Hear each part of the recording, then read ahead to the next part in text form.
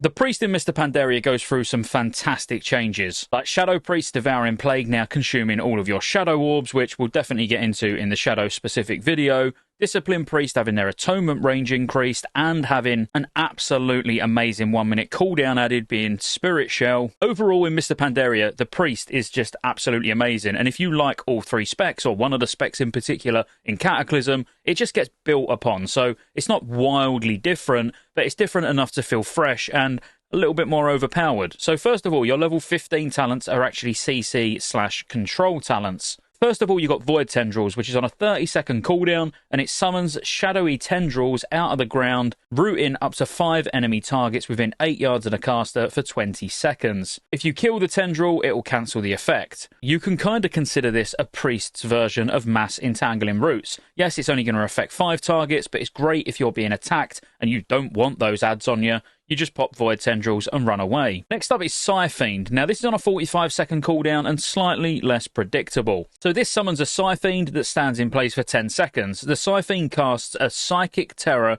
on a nearby enemy within 20 yards every 2 seconds. This will always prefer things that are actually attacking the priest. Now, the Psychic Terror causes enemies to flee for 30 seconds, and like any fear, damage caused may interrupt the effect. Now, this one can be particularly dangerous to use in PvE in case it gets feared into a pack of mobs, whereas Void Tendrils is a lot more predictable and it's just keeping the things in place. Finally, Dominate Mind, which is going to be absolutely nothing new to you. This has just replaced Mind Control and now is a talent that you have to select rather than you getting it in your spellbook. But it controls a mind up to level 93 for 30 seconds and it doesn't work versus mechanical beings. Now, like all CC abilities or control abilities, these will be useful at different times. So on a specific boss, you might want to be able to Mind Control and add where you take Dominate Mind, or maybe on a different one, there's a lot of ads that are running around, it don't feel particularly safe to be casting on them, so you've got Void Tendrils to root them in place so a tank can pick them up. And then in PvP, again, depending on the comp that you're coming across, will depend on which one of these you use. Level 30 is your movement talents, and all of these are actually really good. Body and Soul, firstly, is not going to be unfamiliar because it's a talent at the moment in Cataclysm, but whenever you cast Power Word, Shield, or Leap of Faith, you increase the target's movement speed by 60% for 4 seconds. Now, this is really good, but sometimes you're going to be Power Word shielding people that don't actually need the movement speed, so it's kind of good, but some of it might get wasted at times. Angelic Feather is absolutely amazing. You get 3 charges and it's on a 10-second recharge, but you place a feather at a target location and if allies walk through it, they gain 80% increased movement speed for 6 seconds. Now, 80% is absolutely massive. Let's focus on that first of all, because some sprints that are actual class abilities are only 70%. This is 80%, and for a decent amount of time as well. And you can pre-place them, so whoever needs them knows where they're going to go and get them. But if I'm completely honest, the best way to actually use this as a priest and be very selfish is with an @player macro. So you'll see people do that a lot. They might have 2 macros. They'll have one where they can just place this wherever they want, or maybe on a specific person. So if you was doing a fight where it's actually a tank that needs to get out of the raid pretty quick, you can have a macro set to always just cast the Angelic Feather on them. So they're going to get the speed boost whenever they actually need it. And then you can have another one set up, which is just @player. So it'll always cast it at your feet. So you get the speed boost whenever you need it. And on the basis it's got 3 charges with a 10-second recharge, you can literally zoom around whenever you want. And then finally, Phantasm. So when you fade, you remove all movement impairing effects from yourself, and your movement speed is unhindered for 5 seconds. Now, as a PvE player, this is one I just never used. I've never really found a good use for it, but in PvP, I'm sure it's pretty god mode. And then at level 45, you're actually going to get something that's going to give you damage. So first of all, you've got From Darkness Comes Light. Now, this does 2 different things depending on what spec you are. So if you're Discipline or Holy, so you're a healer, you've got a 15% chance when you cast Smite or you cast a healing spell to cause your next flash heal to be instant cast and have no mana cost. And this has actually got 2 charges, so it's always nice to get free healing, but the other talents are arguably stronger than this. And then for Shadow, you get Surge of Darkness, where periodic damage from your Vampiric Touch has a 20% chance to cause your next Mind Spike to not consume your damage over time effects, and becomes instant cast, costs no mana, and deals 50% additional damage. This also has 2 charges. Now, honestly, while it does sound really good, you're probably still not going to use this very often unless it's a very heavy multi-dotting fight where you've got lots and lots of Vampiric Touches up.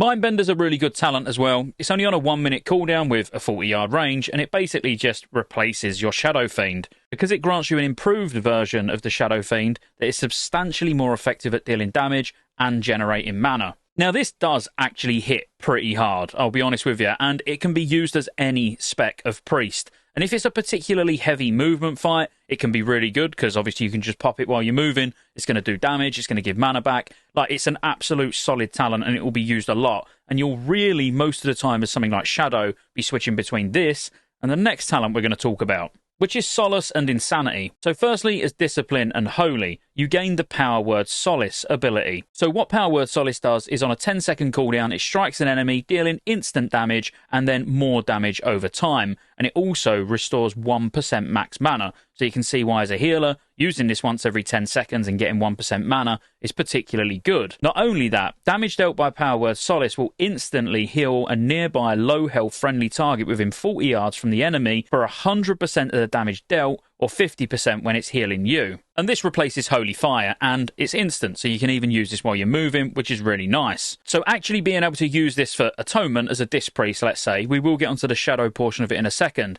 but whilst you're moving, you'll be able to use this as an instant cast and get mana back. And also, if you glyph Penance, on the negative of it costing a bit more mana for Penance, you can actually Penance while moving as well. So you can just keep that Atonement healing up while you're on the move, which is really nice. Because both Smite, Holy Fire, which would then be Power Word Solace, and Penance all generate Atonement healing. Now for Shadow, casting Mind Flay while your target is affected by your Devouring Plague causes your Mind Flay to deal 33% additional damage per orb consumed by Devouring Plague. Now this is absolutely huge, because taking this talent doesn't really change your rotation much. It's not an extra ability that you got to press, it's just a really, really strong passive, and it's particularly strong if you're standing still, because as you noticed, you're going to want to maximise the amount of Mind Flays you're getting out after you've done a Devouring Plague. So if it's a particularly heavy movement fight and you're not really getting to stand there and cast Mind Flay after Mind Flay constantly following a Devouring Plague, then Mindbender might be the better option. Overall, this row of talents are amazing, and I'm sure you'll play about with each of them in different situations. Next up at level 60 is the Survival row. So first of all, you got Desperate Prayer, which is just a 2-minute instant heal on the caster for 30% of their total health. Not really a lot to say here, it's just a nice talent if you need an emergency heal. Spectral Guise is absolutely amazing. It's only on a 30-second cooldown, and your shadow blurs into the darkness, leaving your true form behind. As a shadow, you're stealthed but remain in combat. Now this lasts 6 seconds, or until your true form is hit by 3 direct attacks. Now this looks absolutely fantastic. It's so strong in PvP, and there is so many ways that you can utilise this in PvE as well. Now, I could sit here all day talking about a use case for this in so many situations in raids. Yes, it's amazing in PvP, don't get me wrong, but being able to break things like fixates. So if you got Thock, for example, if it fixates on you, you can Shadow Guise and break it. There's loads of effects where you get targeted, and it works like just vanishing, basically. It will just reset the boss's cast time, so there'll be a lot of cheesing that goes on with this mechanic. In all fairness, I think every priest should use this and just start to learn where and when they can use it really, really sensibly, because it's an amazing ability. And then finally, Angelic Bulwark, where if you're lazy, it's just a passive that is fire and forget. By fire, I mean you just bang the talent in and then you never need to worry about it again. Because any time a damaging attack brings you below 30% health, you just get a shield that's equal to 20% of your total health, lasting 20 seconds. It can only happen every 90 seconds. But it's just nice. You just haven't got to think about it. If it's a fight where you know you're not going to use Spectral Guise, you haven't got to worry about when you're low health using Desperate Prayer. This will just kind of just cover you and hopefully keep you alive if you're getting near death. We're getting to the good stuff now, the level 75 and the level 90 talents, because all of these are absolutely amazing. Absolutely amazing. Sounds like it should be on the thumbnail. Touch clickbait. First of all, we've got Twist of Fate, which is just a passive. So after damaging or healing a target below 35% health, you deal 15% increased damage and healing for 10 seconds. Now, I've got to be honest, Twist of Fate is so OP, I just see every Shadow Priest and every Disc Priest using this, because sniping adds that are low on health, so you get this buff up as much as possible. I mean, it is really overpowered. So while we'll talk about the other talents, I do genuinely believe that the vast majority of priests are going to be running Twist of Fate. Power Infusion will be nothing new, but if you want to gain it, the only way you get it now is through talents. So on a 2-minute cooldown, it infuses the priest with power, increasing haste by 20%, all damage by 5%, and reduces the mana cost of all spells by 20%. I've got to be honest, as any spec of priest, you wouldn't use this, even if you thought you was going to use it and just be that support class where you can buff someone else, because it is only on the priest now. And then finally, Divine Insight. Divine Insight's quite a nice one, even though I still think Twist of Fate is definitely the best out of the three. But firstly, for Discipline, when you cast Penance, there's a 100% chance that your next Power Word shield will both ignore and not cause the Weakened Soul effect, which is not too bad. For Holy, when you cast Greater Heal or Prayer of Healing, there's a 40% chance that your next Prayer of Mending will not trigger its cooldown and will jump to each target instantly. As Holy, I absolutely love that. I really do like this talent, but specifically as Holy, but you're going to see far more Disc Priests and Shadow Priests and Holy Priests, especially in the first phase. And then finally for Shadow, periodic damage from your Shadow Word Pain has a 5% chance to reset the cooldown of Mind Blast and cause your next Mind Blast within 12 seconds to be instant and cost no mana. Now I want to touch on this just a little bit, because if you're on a fight that's got a lot of movement and you was to think about combining Divine Insight and From Darkness Comes Light as well for Surge of Darkness, so your periodic damage from Shadow Word Pain has got a chance to make Mind Blast instant, you're multi-dotting with Vampiric Touch to give you a chance to make Mind Spike instant, combining those two together on heavy movement fights with lots of mobs to multi-dot actually can be quite strong. But as I say, that's just an option. Most of the time, you're going to run Twist of Fate. And then finally, the level 90 talents, where you're going to see most people using Halo. Firstly, because it just looks so bloody good. And secondly, because it's really strong. So let's start with Halo.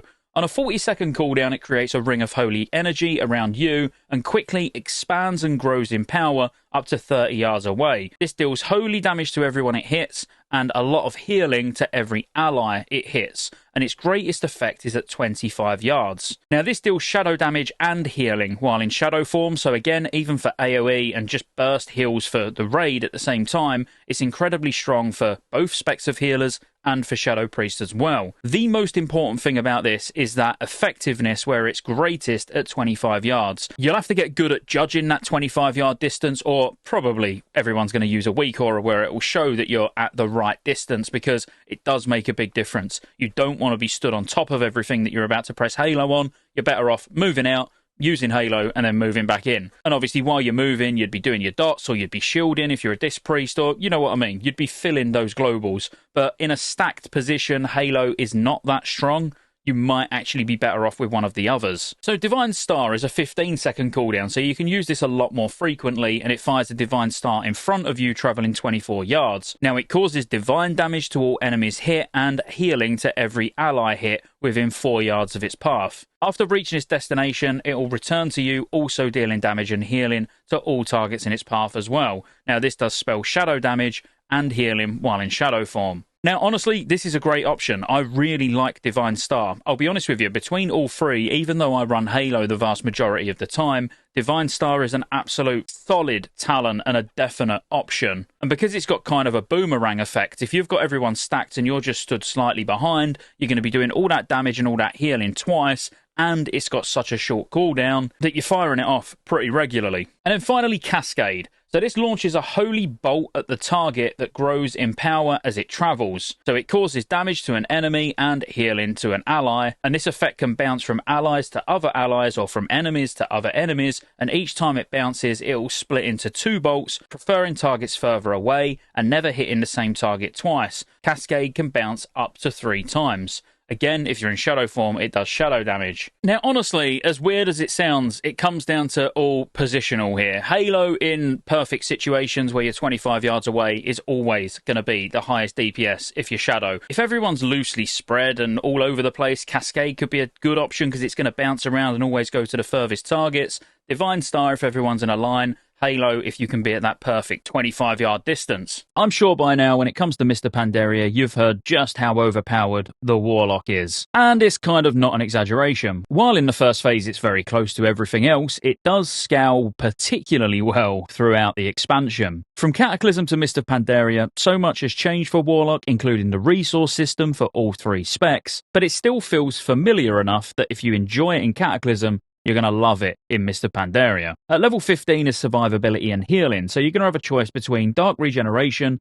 Soul Leech, and Harvest Life. All three of these are good situationally, but what do? Firstly, Dark Regeneration's on a 2-minute cooldown, and it's just a 30% heal for you and your pet, and then it increases healing you receive by 25% over 12 seconds. Now, if there's a fight where you need on-demand healing, or there's particularly heavy damage that's about to go out, so you're going to receive that 25% extra healing, it can be incredibly useful. However, I think you'll find Soul Link is pretty much the default for most Warlocks because it's a passive ability that you just don't need to think about. When you Incinerate, Fell Flame, Shadow Burn, or Chaos Bolt, all of these spells grant you and your pet a shadowy shield that absorbs 10% of the damage dealt for 15 seconds. Now, I would say in the vast majority of situations, this is actually the go-to talent because you don't need to think about it, and over the course of a fight, you're probably going to end up getting more than that 30% of your max health. Another option, though, would be Harvest Life. Now, while this is a good one, it does come at a DPS loss because what it does is increases the damage of your drain life by 50%,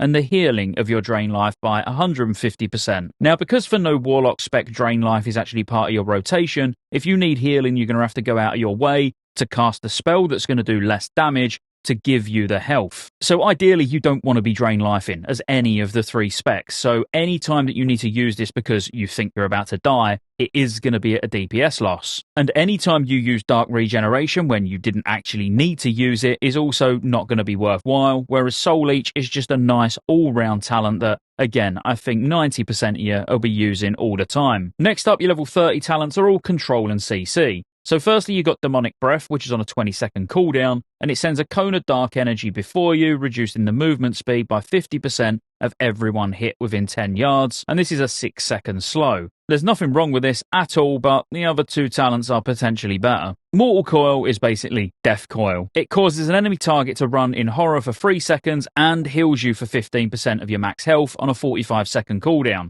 Now, this is probably the default choice, if nothing else but for the heal. And then Shadow Fury, which also will be nothing new, is on a 30-second cooldown, and it's an AoE stun for 3 seconds. Now, the AoE stun is going to be huge in places like challenge modes, or particularly heavy ad fights, because not only does it need to be used as a stun, if there's a few mobs all casting at the same time, you can more or less use it to actually interrupt them. The choice between these 90% of the time is going to be between Mortal Coil and Shadow Fury, depending on which one you need, and then potentially you could use Demonic Breath in PvP, but I still think even for PvP, Mortal Coil or Shadow Fury is better. The level 45 talents is actually dictated quite heavily on what you use in your level 75 talents, and that will make sense when we get to it. For example, you don't want to be using Soul Link when you're using Grimoire of Sacrifice, but this will make sense when we actually get to Grimoire of Sacrifice. So firstly, Soul Link, 20% of the damage taken is split with your summoned demon, and additionally, 3% of all damage you deal is converted to healing on you and your summoned demon. Now, this is really good for both Demonology and Affliction, but less so for Destruction, depending again on what level 75 talent you use in. Next up is Sacrificial Pact, which is an absolutely monster of a personal cooldown. It's only on a 1-minute CD, and your demon sacrifices 25% of its current health to shield its master for 400% of the sacrificed health. Now, this lasts 20 seconds. If you've got no demon available, your health is sacrificed instead. Now, this can be cast while you're stunned, CC'd, whatever. This is an absolute monster of a personal cooldown, seriously. On 1 minute, you can cheese a lot of mechanics with this because it is a huge, huge absorb shield that it gives you. Now, finally is Dark Bargain, which again is another super strong defensive cooldown. But this one's on a 3-minute cooldown, so can be used a lot less than Sacrificial Pact. But it prevents all damage for 8 seconds. But when the shield fades, 50% of the damage prevented is dealt over 8 seconds, and this can be cast while stunned or suffering control impairing effects. Now, I think it goes without saying that you can see with Dark Bargain, there's going to be a lot of use cases. On the basis that you take no damage for 6 seconds, obviously then you are going to take 50% of it over a short period of time. But there's a lot of mechanics where you can make good use of this. And quite honestly, while Soul Link is going to be a lot steadier damage reduction over long fights, on specific fights where you're going to be able to cheese mechanics or stay in when you shouldn't be staying in to actually put more damage out, Dark Bargain or Sacrificial Pact is definitely going to be the way to go. Next up is quite a weird tier, and I wouldn't even know how to classify the level 60 tier because it's both defensive, movement, and kind of PvP. It's a little bit of a mix. Firstly is Blood Horror, and it costs 5% max health on a 30-second cooldown, and while active, anytime an enemy melee attack deals damage to you, the enemy will run in horror for up to 4 seconds. And this has got 1 charge, but the Blood Horror lasts 1 minute. Now, this is definitely a PvP talent. I can't think of a single scenario where you're going to be using this in PvE. Quite honestly, out of the three of these in PvE, Burning Rush is going to be the one that you use 99.9% of the time, because it drains 4% of your max health a second to increase your movement speed by 50%. During Burning Rush, movement impairing effects may not reduce you below 100% of normal movement speed, and it lasts until cancelled. Now trust me, there's going to be many times that you've got a Warlock stood there AFK with this on, and you just stood there spam healing him like, what is he doing?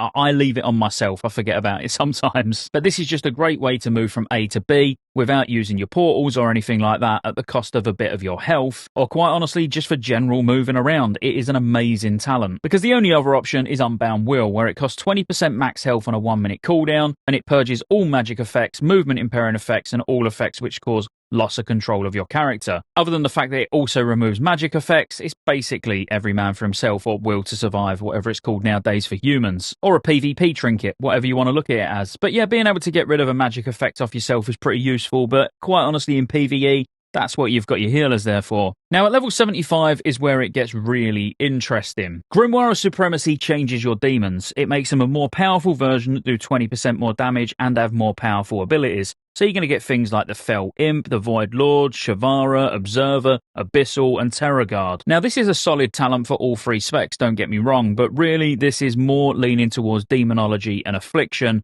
than Destruction. Grimoire of Service is a really cool one. It's on a 2 minute cooldown, and it instantly summons a second demon who fights for 20 seconds. The demon instantly uses one of their special abilities when summoned. Now if you're Demonology, for example, you can actually get out a second Fell Guard, so doing double Fell Guard that are both doing Whirlwind is actually insane AoE damage. For Demonology, it's really close between Grimoire of Service and Grimoire of Supremacy, but really unless you're going to use Service to its maximum potential, then you'll probably be better off just with having the better pets from Supremacy. And then finally Grimoire of Sacrifice, which is on a 30-second cooldown and the buff lasts for a full hour. You basically just sacrifice your demon to gain one of his abilities and increase the power of many of your single target spells by 15%, and you regen 2% max health every 5 seconds. Now, depending on what pet you sacrifice, if it's an Imp, you're going to get Singe Magic, which is basically a Dispel. If it's a Fell Hunter, you're going to get Spell Lock, which is a 24-second cooldown interrupt. Void Walker's going to give you Shadow Bulwark, which is pretty much the one that you should be using because it's an extra defensive.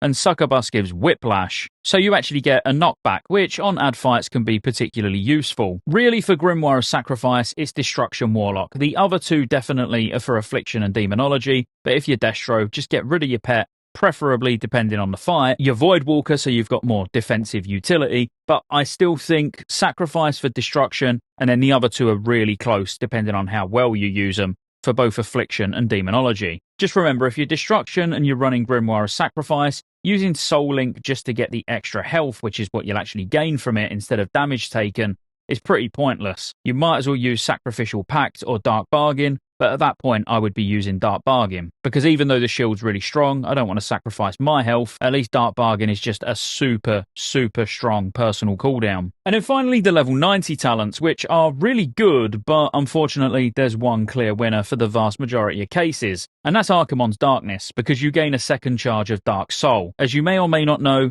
Dark Soul is your 2 minute big DPS cooldown, where for example as Destruction, it infuses your soul with unstable power, increasing your critical strike chance by 30% for 20 seconds. So now it's got 2 charges, you can get through an entire Bloodlust, using it back to back for a full 40 seconds. For a standstill fight, this is number 1. For a fight that's even got a little bit of movement, this is still number 1. And then number 2 would simply be Kil'jaeden's Cunning. If you're not running Archimonde's Darkness, you're going to be running Kil'jaeden's Cunning, because you can now Malefic Grasp, Incinerate, and Shadow Bolt while moving. So it is only your filler ability for the 3 specs, because Malefic Grasp is your filler for Affliction, Incinerate for Destruction, and Shadow Bolt for Demonology, but you can now cast them while moving. And we should all know the ABCs of playing a caster: always be casting. So this will work out on medium to heavy movement fights as a much greater DPS increase than getting 2 charges of Dark Soul. And then finally, on a 1 minute cooldown is Manaroth's Fury. This increases the area of your AoE abilities by 500% and the damage by 100% of Cedar Corruption, Hellfire, Immolation Aura, and Rain of Fire for 10 seconds. Now this is good, but just not that good for Destruction, because Destruction, most of your damage is going to be Cleave. You're going to put Rain of Fire down, which is instant, and then you're going to use Fire and Brimstone, which basically just splits off your Incinerates and Immolates and Conflagrates and all of that. So It's more cleave damage that you're going to do rather than wanting a massive range on Rain of Fire. I'll be honest with you, even for Affliction and Demonology, I still don't see very many uses for Manoros Fury. You're still going to run Kil'jaeden's Cunning to be able to cast while moving, or get your extra big cooldown having 2 charges. But anyway, that's the Warlock. That's the Warlock talents. I think Warlock's in a great place. Well, it's actually in an amazing place in Mr. Pandaria because, like I say, if you enjoy pumping and topping damage meters as a Warlock, you are going to be able to do that all the way through the expansion, and they do just get more and more overpowered as each tier goes on. As someone who's mained a Shaman during Cataclysm, I can honestly say the Shaman is absolutely amazing in Mr. Pandaria. All 3 specs. In fact, I can't wait to break all 3 specs down. Firstly, at level 15 are your survival talents. Now, you're going to have Nature's Guardian, which is currently a talent in Cataclysm, where whenever a damaging attack brings you below 30% health, your maximum health is increased by 25% for 10 seconds, and your threat level towards the attacker is reduced. Now, this effect can't occur more than once every 30 seconds, and it's not really as good as either of the other talents. Secondly would be Stone Bulwark Totem, which on a 1-minute cooldown places a totem down for 30 seconds that grants the caster a shield, absorbing X amount of damage for 10 seconds, and then additional damage every 5 seconds thereafter for the full 30 seconds, or as long as the totem lasts. As in, if it's not actually destroyed by someone. Now, because you get that upfront pretty big absorb, but then smaller absorbs over the rest of the duration, this actually is a really, really strong option. However, for a flat damage reduction, Astral Shift is amazing. So it's on a 1.5 minute cooldown, and it basically just gives you a 40% damage reduction for 6 seconds. Now, Elemental and Enhancement are not short on damage reduction cooldowns because they both get Shamanistic Rage on a 1-minute cooldown, which reduces damage taken by 30%. Having a second one certainly doesn't hurt. For your level 30 talents, it's all about control and CC. Firstly, you get Frozen Power, where when you Frost Shock, it also roots the target in ice for 5 seconds, which an amazing PvP option, and I'll be honest with you, all 3 of these are amazing PvP options. Secondly, you got Earth Grab Totem, which is basically a mass Earthbind totem. The totem pulses every 2 seconds, and anyone around within 10 yards of the totem will get rooted for 5 seconds. If an enemy has already been rooted once, then the totem instead will slow them by 50%. So basically, after the root, it's then working as a standard Earthbind totem anyway. It's on a 30-second cooldown, but incredibly strong, not just in PvP, but really useful in PvE as well. And then finally, Windwalk Totem, which is on a 1-minute cooldown, and all it does basically is within 40 yards of the totem, it grants all party and raid members immunity to movement impairing effects. Like you can see, optionally, you can use any of these. It just depends on what you're doing at the time, whether it's PvP, whether it's PvE, if you're against a melee team even in PvP where you want to be able to Frost Shock to root. It just comes down to what you're doing on what you would actually choose here. At level 45, it's all about your totems. So first of all, you get Call of the Elements, which is a 3-minute cooldown, and when activated, it immediately finishes the cooldown of all totems with a base cooldown shorter than 3 minutes. Now, the last part of that is incredibly important because all of your big totems, like Stormlash Totem, which is a 5-minute cooldown, Spirit Link Totem, which it is a 3-minute cooldown, and obviously, like it reads, the totem has to have a base cooldown shorter than 3 minutes. So it's not actually going to reset any of your big totems, but things like Capacitor Totem, which is a new totem, which is an AoE stun, that's only a 45-second cooldown. That would be reset, as would something like Healing Stream Totem, which is on a 30-second cooldown. So it's useful, but it don't mean that you're going to get like double Stormlash Totems or double Healing Tide Totems. It's more the lesser totems that you could use again. Totemic Persistence just means summoning a second totem of the same element no longer causes the first totem to be destroyed. Now, it's important that this doesn't work with fire totems. So you wouldn't be able to have a Searing Totem down with a Fire Elemental Totem, for example. The places where this would be useful is if you've got a Healing Stream Totem down,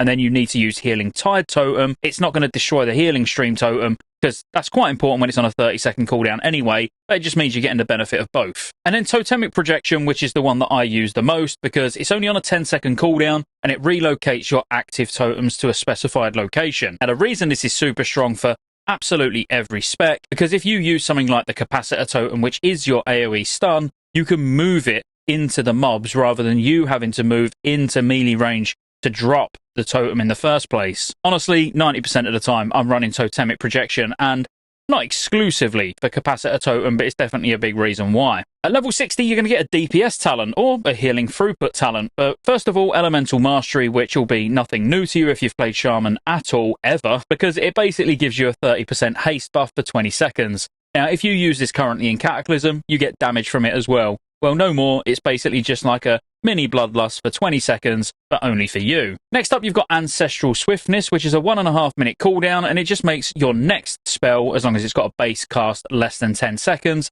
to become instant. And that'll be nothing new to you either, but the passive it gives probably will be, because this increases spell haste by 5%, or melee haste by 10%. So using this talent, the instant cast bit is nice, don't get me wrong, but really you'd be using it if you want the 5% spell haste, or the 10% melee haste. However, I think most people are going to use Echo of Elements just because of how bloody strong it is. What this does is when one of your spells causes direct damage or healing, you have a chance to gain Echo of the Elements, duplicating the spell's effect. That's it. But it's just that good. This on top of, let's say, as Elemental, when you're getting Overload procs, this also procs independently of that, and if you're doing a big heal, you've got a chance of doubling it. I mean, it's just an amazing talent, and honestly, I would use this for all 3 specs almost 100% of the time. Next up for the level 75 talents, it's a bit of a healing / support. So firstly, you got Rushing Streams. This just allows your healing stream totem to heal 2 targets at once and for an additional 15% healing. Just for passive healing at all times,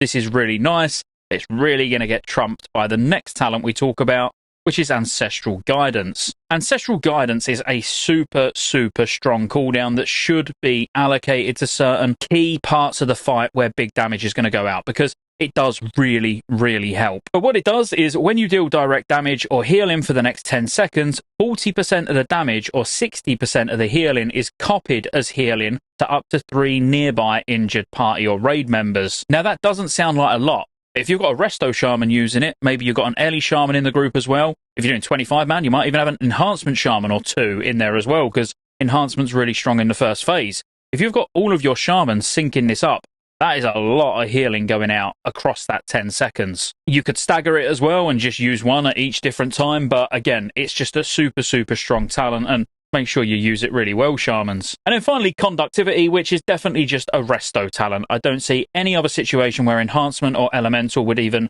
contemplate taking this. But when you cast Healing Wave, Greater Healing Wave, Healing Surge, or Chain Heal, your healing range duration is increased by 3.5 seconds. And then basically, with all of your DPS abilities as well, including melee abilities like Storm Strike, that also increases it by 3.5 seconds. This basically just means your healing reign will last 40 seconds in total. So for Resto, this is amazing. If you don't need Ancestral Guidance, because there's not that period of time where you need extra healing basically for free going out, then using this as Resto and only having to put down healing reign once every 40 seconds is huge. For anyone else, if you're Enhancement or Ellie, there'll be the odd fight maybe where your healers ask you to help out and put a healing reign down. It's not something you're going to very often use, and you certainly wouldn't talent it. And then finally, the big boy level 90 talents, which, I'll be honest with you, can seem a little bit underwhelming at first. But you've got Unleash Fury. This just empowers your Unleash elements. Now, depending on what weapon imbue you're using, depends on what this actually does. And it's definitely stronger for some specs than others. But if you're using Flame Tongue, for example, it's going to increase the damage that the enemy takes for 10 seconds, and it'll be 30% from your Lightning Bolt and 10% from your Lava Burst. For Wind Fury weapon, for 8 seconds after using it, your melee auto attack can trigger Static Shock, which if you're not aware because you don't play Enhancement very much, Static Shock is just when you have a chance when you're using Storm Strike or Lava Lash to deal damage equal to one of your lightning orbs. If you're using Earth Living weapon, it increases the effectiveness of your next single target heal on the target by 50%. Frostbrand causes you to get a 50% movement speed for 4 seconds, and Rockbiter weapon is another defensive cooldown where you take 40% reduced damage from the enemy target for 5 seconds. Now throughout the expansion, this is going to blow hot and cold, whether it's good or bad, but mainly for Enhancement. At lower gear levels, it's not great. Once you start getting some decent gear in the first phase, it will be great. Same with Throne of Thunder, and then eventually it does get outscaled by other talents that we'll talk about in a minute. And quite honestly, for the other 2 specs, I would just never use it at all. The only real spec that will get a decent benefit from this is once you start getting some gear on an Enhancement Shaman in the first, second, third phase. The other option early on, which people will probably tell you to use, will be Elemental Blast, but me personally, even in early levels of gear as Enhancement, I do prefer Unleashed Fury just because it just feels a lot less clunky than using Elemental Blast. But what is Elemental Blast? It's on a 12-second cooldown, and it just does really big direct damage, and it is really big, and also can proc things like Echo of Elements, don't forget. And 8 seconds after using it, you're going to get either 3.5k crit, haste, or mastery. So a really big load of secondary stats. Not all three, just one of the three. Now for Elemental, this feels great because it does hit hard and it benefits from your mastery. So it can overload, so it will hit a second time for reduced damage. For both other specs, I think it's kind of neither here nor there, to be fair. But I love it as Elemental, and I pretty much class it exclusively as an Elemental talent, even though, like I said, Enhancement can make good use of it as well. And then finally, Primal Elementalist. Before I even get into it, this is a bit of a weird one. And I say it's a weird one because the actual big use effect from it is something that outside of Resto, you're rarely going to actually make use of. But what it basically does is changes your normal elementals into primal elementals. They're 80% more powerful than the regular ones, and they act as pets directly under your control. Now, they also gain additional abilities, but the biggest thing is that you actually get a pet bar, so they're really nice to use. You can control the pet and make it attack what you want, rather than, like if you're a Shaman in Cataclysm, your Fire Ellie will just run wherever it feels like, even though it's meant to follow the last target that got flame shocked. Now, the new abilities they gain is if you use an Earth Ellie, you're going to get Reinforce, and if you use a Fire Ellie, you're going to get Empower. When you use these abilities, they channel it on you, so your pet is just stood there now channeling, it's not attacking. This is why you won't use it that much as a DPS, because they actually do a lot of damage. They're going to outweigh the extra 5% damage that you're going to get from, let's say, Empower from a Fire Ellie, where it's only giving you 5% damage buff. That will do more than that 5% damage that it's giving you. So really, as a DPS spec, you're using this purely just for the extra damage that the Elemental's going to do, not for the extra abilities that they gain, namely Reinforce and Empower. Reinforce is really good, though, because it's a 20% damage reduction while it's being channeled on you, and it increases your healing done by 10%. That's why when you look at these three talents, it's kind of not negotiable. As a Resto Shaman, you're always going to use Primal Elementalist because you just literally get it out. It's not about the amount of damage it does. You just get the pet out and you get it channeling on you. So you're going to do 10% more healing, and if you've got the Reinforce buff, you're actually taking less damage as well.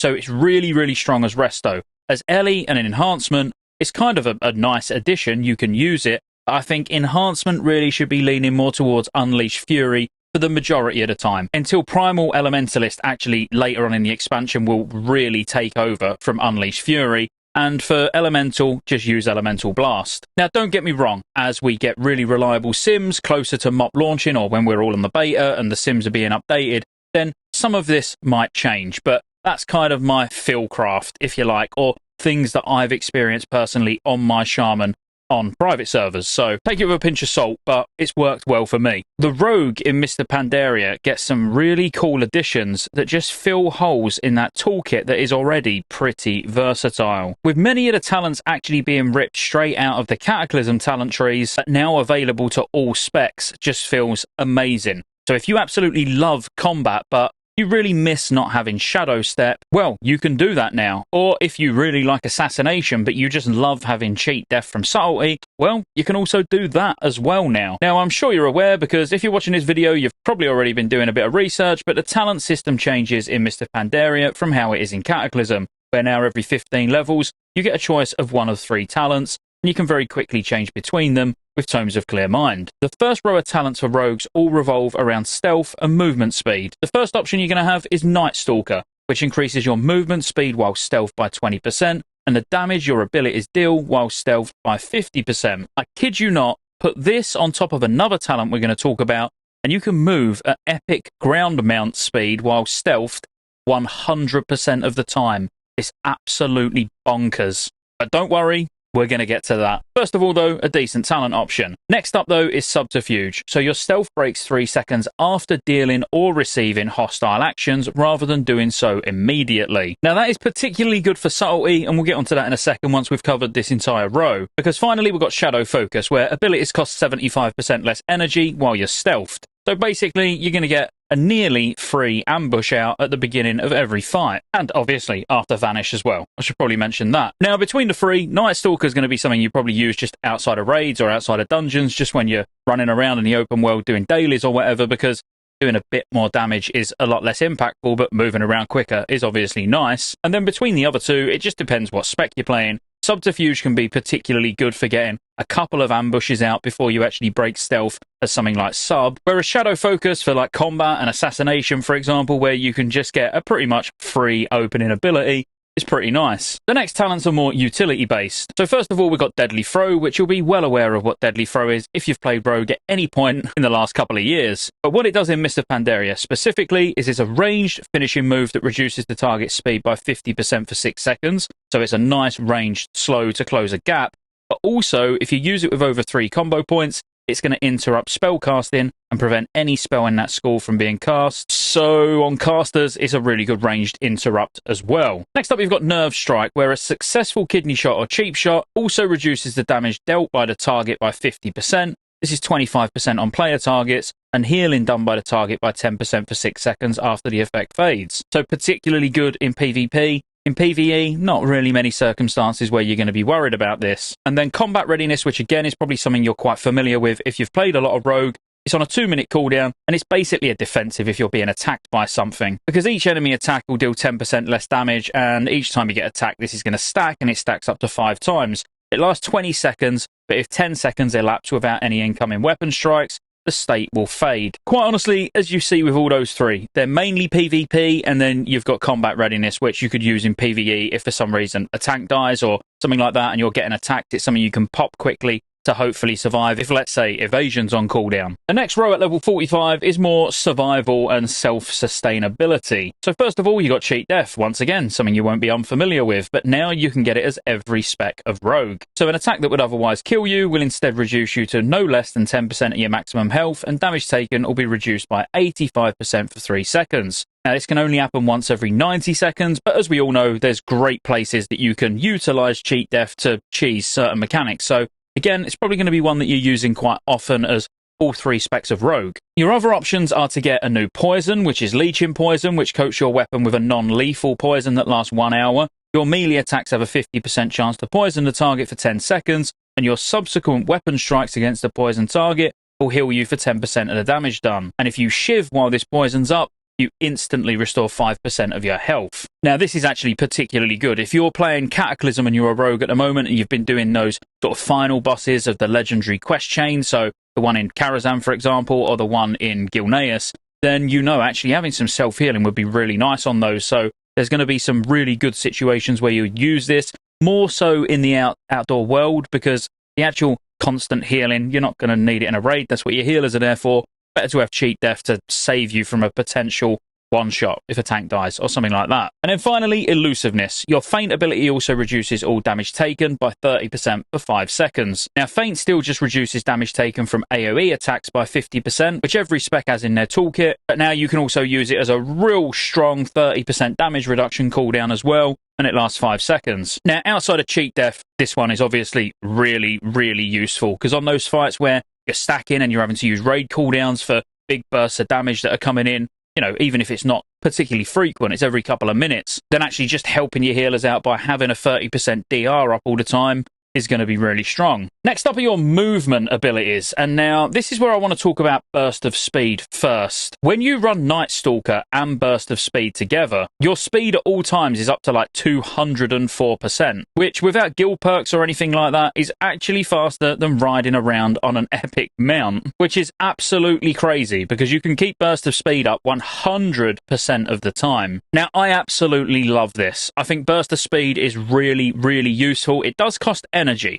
So in a raid, when you need to move, you might not want to waste that energy on being able to move, you know, when you've got things like sprint and stuff like that that are free. But it does only cost 15 energy. It's a 70% movement speed increase for 4 seconds, and it does remove any movement slowing effects and does not break stealth. That's the big thing. So when you're stealthed and you've got Night Stalker and you're running around with Burst of Speed, honestly, it just feels so good. But yeah, just in general, being able to break slows with it, being able to use it as much as you want because it's got no cooldown. The only thing you're limited by is your energy. It's just a great talent. And then Shadow Step, which everybody by now probably knows what Shadow Step is. Again, it's great now that it's actually available to every single spec, no matter what spec you play. But on a 20-second cooldown, you just step through the shadows and appear behind the target, and movement is then increased by 70% for 2 seconds afterwards. Still absolutely solid, don't get me wrong. I still prefer Burst of Speed. And then finally, Cloak and Dagger. So your Ambush, Garrote, and Cheap Shot abilities can now be used from 40 yards away and will cause you to appear behind your target. So it's kind of like a passive Shadow Step. You're going to be at range, you're going to press Ambush,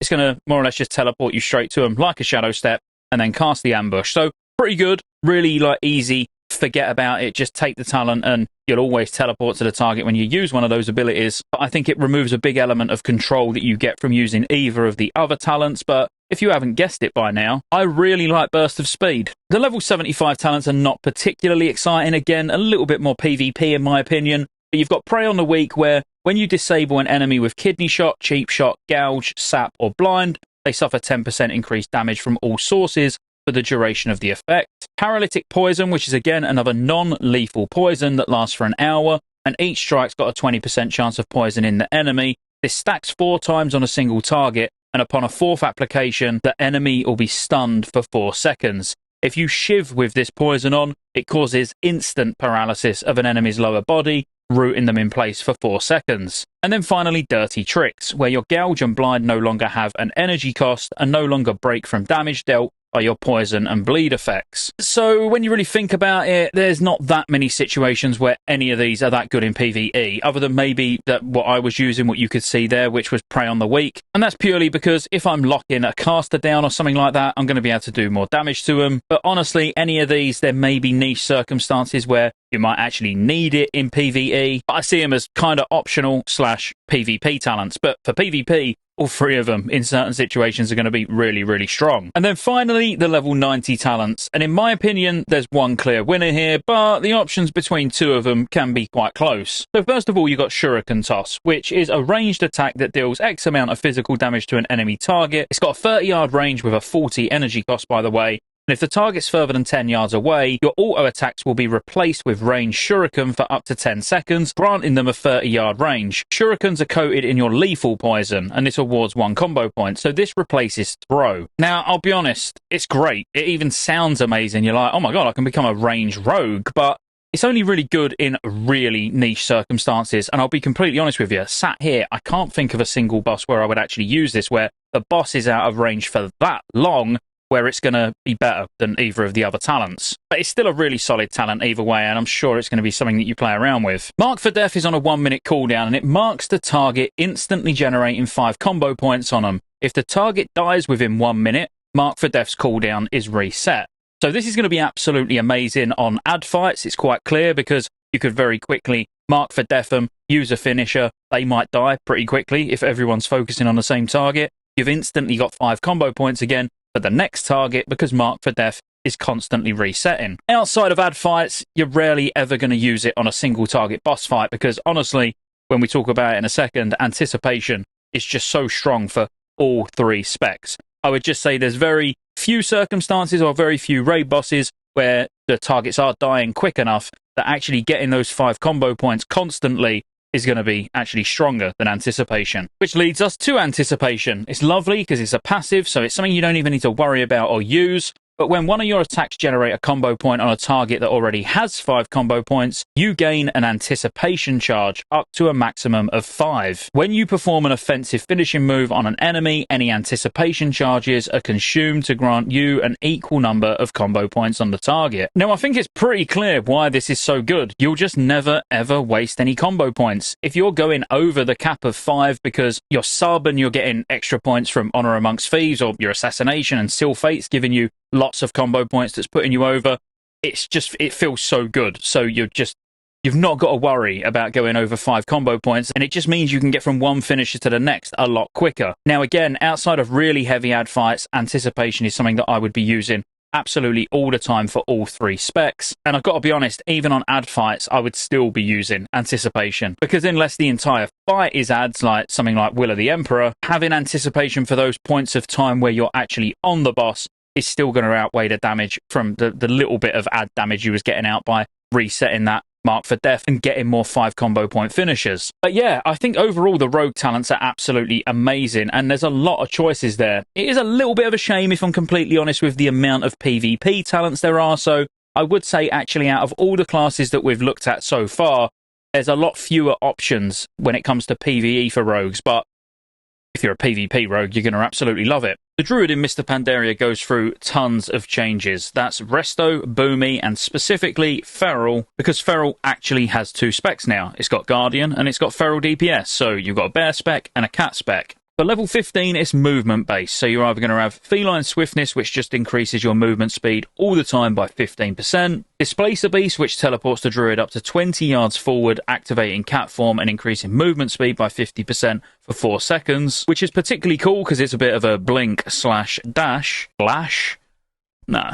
Wild Charge, which is probably my personal favourite, which is actually useful in every single form now. So if you're not shapeshifted, you fly to an ally's position. If you're in bear form, it's a charge and an immobilise for 4 seconds. If you're in cat form, you'll leap behind an enemy, dazing them for 3 seconds. If you're moonkin, it's a bit like a disengage for hunters. Travel form causes you to leap forward by 20 yards, and aquatic form increases the swim speed by an additional 150% for 5 seconds. Now this is such a unique ability. Up until now, we've been used to having Feral Charge, where it will work in both bear and cat, but now having these other useful charges, depending on which form you're in, is extremely useful. At level 30, you're going to get your healing talent. So the first one being every 5 seconds, it just heals you for 5% of your maximum health. But if you're at full health, the most injured nearby ally will be healed instead. Now this is just a great passive that you don't need to worry about, and you're actually going to help out people around you if you're not in need of healing yourself. Renewal is a 2-minute cooldown that instantly heals the druid for 30% max health, and this is usable in all forms. And finally, Cenarian Ward, which is on a 30-second cooldown, and it protects a friendly target, causing any damage taken to heal the target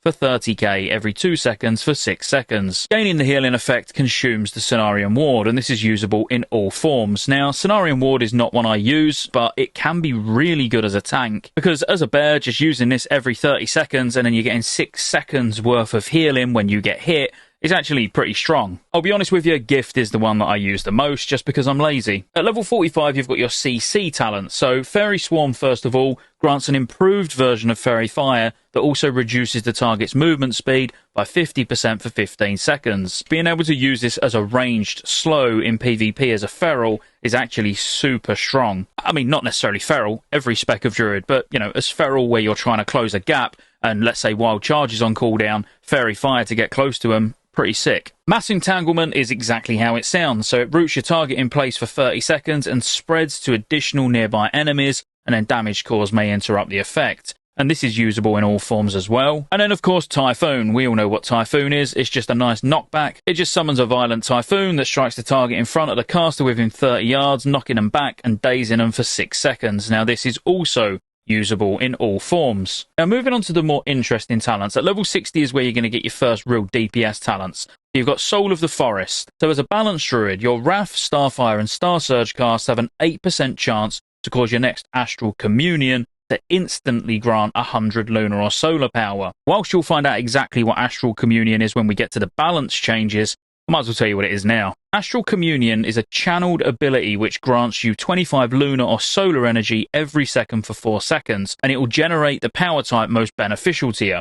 So if I use it at the moment completely balanced with 0 of 0, it's going to take me over into Lunar. Now this is a great way to get from one to the other, of course, especially if there's downtime during a fight. If you've got downtime because a boss is transitioning and you're not in an Eclipse state, you can just Astral Communion quickly to get into that state. That's why this talent is actually really strong, because you've got an 8% chance to make you be able to just do an instant cast Astral Communion to instantly get you 100 lunar or solar power, whichever way you need to go. For Feral DPS, your finishing moves grant 4 energy per combo point, so if you're doing a 5-point combo point finisher, you're going to get 20 energy back, and that's particularly, this is one that I use a lot for Feral, and again, when we get into the Feral videos, you'll see why. For Guardian, Mangle Bear now generates 30% more rage and deals 15% more damage, so just a very nice passive bonus to one of your hardest hitting abilities. And finally for Resto, you gain 100% haste for your next spell when you cast Swift Mend. So after a Swift Mend, being able to get Soul of the Forest to then do a really heavily hasted Wild Growth is absolutely insane. Soul of the Forest overall is just a great talent for pretty much every spec, to be honest with you. But then Incarnation. So Incarnation is a big 3-minute cooldown that grants a superior shapeshifting form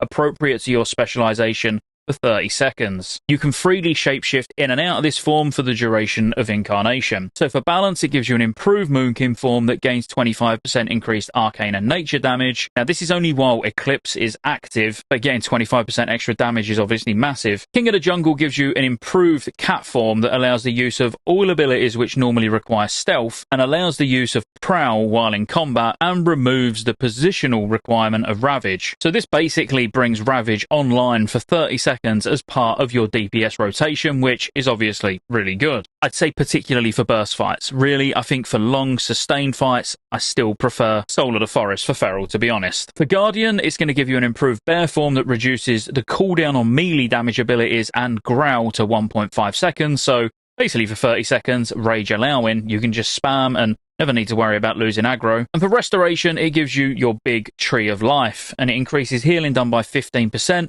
increases your armor by 120%, and enhances Life Bloom, Wild Growth, Regrowth, and Entangling Roots. For Resto Druids, this will be nothing new to you. Obviously, you'll be able to put Life Bloom on unlimited targets. It makes Regrowth instant cast. It's all the things that you're already used to with Tree of Life. That basically is Tree of Life now, because you don't get Tree outside of that in Mr. Pandaria. And then finally, Force of Nature, which again, these treants act differently depending on what spec you're in. So on a 20-second recharge, and each one lasts 15 seconds, for balance, it just stands there casting Wrath and will cast Entangling Roots. For Feral, it just melees for physical damage and will cast Entangling Roots. For Guardian, it just melees for a lower amount of physical damage, and it will use Taunt. So this kind of makes Force of Nature, or your treants, whatever you want to call them, a little bit like Army for Feral tanks. And then finally for Resto, it just heals a nearby injured ally for 8.9k, and will use Swift Mend. Honestly, they might sound good, but unless anything else is found out about them that I don't already know, they're fairly lackluster in comparison to the other two talents. At level 75, we'll fly through these because it really is just CC abilities again. So you're going to have Disorientating Roar,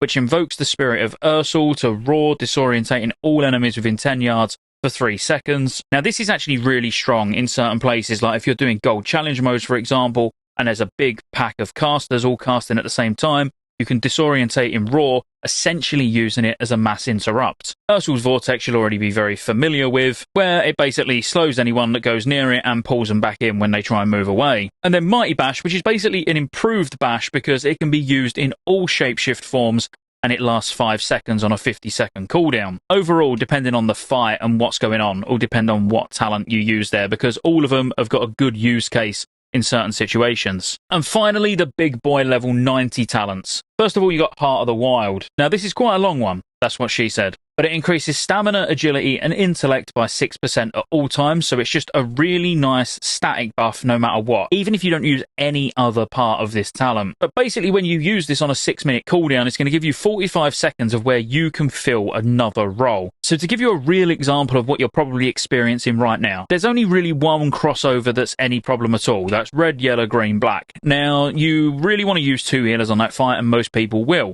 If you've got 2 slightly weaker healers, and all you want to do is be able to get through that one particular, like 45-second portion of the fight, and you don't need a 3rd healer anywhere else, this is the sort of place where this can come in really handy, where if there's just one portion of a fight where actually you could do with a 2nd tank, just for this one small period of time, or you could do with extra damage, or you could do with an extra healer. So this actually, on a fight-by-fight basis, can be extremely strong. Because let's say you're not a Guardian Druid. We'll say you're a Resto Druid. While you use this and you're in bear form, your agility, expertise, hit, and armor bonuses are increased. So vengeance is granted as well, and a chance to be hit by melee critical strikes is reduced. Basically, for 45 seconds, no matter what spec you are, this turns you into a tank. So again, if you're doing a boss in MoP and there's just this one small period where you're having to use a 2nd tank, but you've got any spec of Druid in the group that isn't obviously a Guardian, or it would be pointless, you can just get them to use this and take over tanking for 45 seconds. Again, even if you never use the secondary bits that we're talking about now, just the flat 6% agility, intellect, and stamina is still huge anyway. If you're not a Feral Druid, it makes you do more damage in cat form because it gives you more agility, hit, expertise. If you're not Resto, it's going to reduce the mana cost of all your spells by 100%, and it lets Guardian Druids be able to cast Rejuve while shapeshifted. So as a tank Druid, this is absolutely insane, to be able to use this and be throwing rejuves out while you're still tanking. Honestly, even though it's not a talent that I use a great deal, you can already see how many good use cases there would be for it. And then finally, if you're not a balanced druid, you're going to get hit capped and all your damage spells cost 100% less mana. So if you was a resto druid, for example, and it's the end of the fight and it's like on 2%, 3%, and you're starting to wipe, just pop this and send damage. Now, Dream of Cenarius is my favourite talent. So the Emerald Dream grants a benefit which varies by your combat specialisation. So firstly, as balance, increases healing from Healing Touch by 20%, and casting Healing Touch increases the damage bonus of your next Eclipse by 25%. Now, for all of these specs, I'll be completely honest with you, this talent isn't for everyone. Yes, Dream of Cenarius, even as a balanced druid and making sure that you weave in healing touches, will probably provide more DPS executed right than any of the other talents. But it's got a much, much bigger margin for error,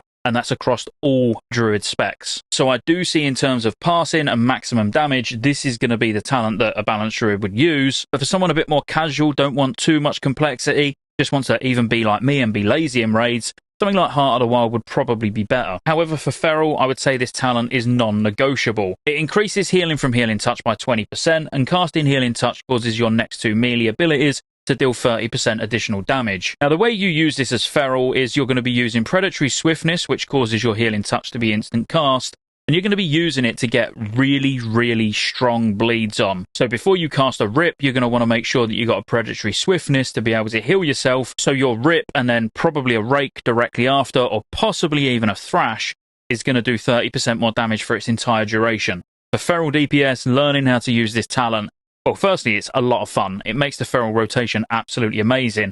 And secondly, I truly believe that if you want to do reasonably well as a Feral Druid, this talent isn't negotiable. For Guardian, again, surprise, surprise, it increases the healing done by Healing Touch by 20%, but it also increases the critical strike chance of your Mangle in bear form by 10%, and your Mangle bear critical strikes have a 40% chance to make your next Healing Touch or Rebirth instant, free, and castable in all forms. It also causes it to benefit from attack power instead of spell power. Outside of Heart of the Wild, this is what I would use as a Feral tank. To be fair, this is the talent I would use as Feral, full stop, whether it's tank or DPS. Because being able to so frequently have those instant heals that are going to do a lot, on top of the fact that they're going to do more because they're scaling with attack power now and you're going to have Vengeance, I think there's a good argument to use this over Heart of the Wild. Even though 6% stamina and agility as a bear is absolutely huge, I think if you need or you like to be very self-sufficient, Dream of Cenarius is probably the way to go. But that is if you want a lot of self-sustainability. If you don't need it for maximum damage, maximum threat, maximum output,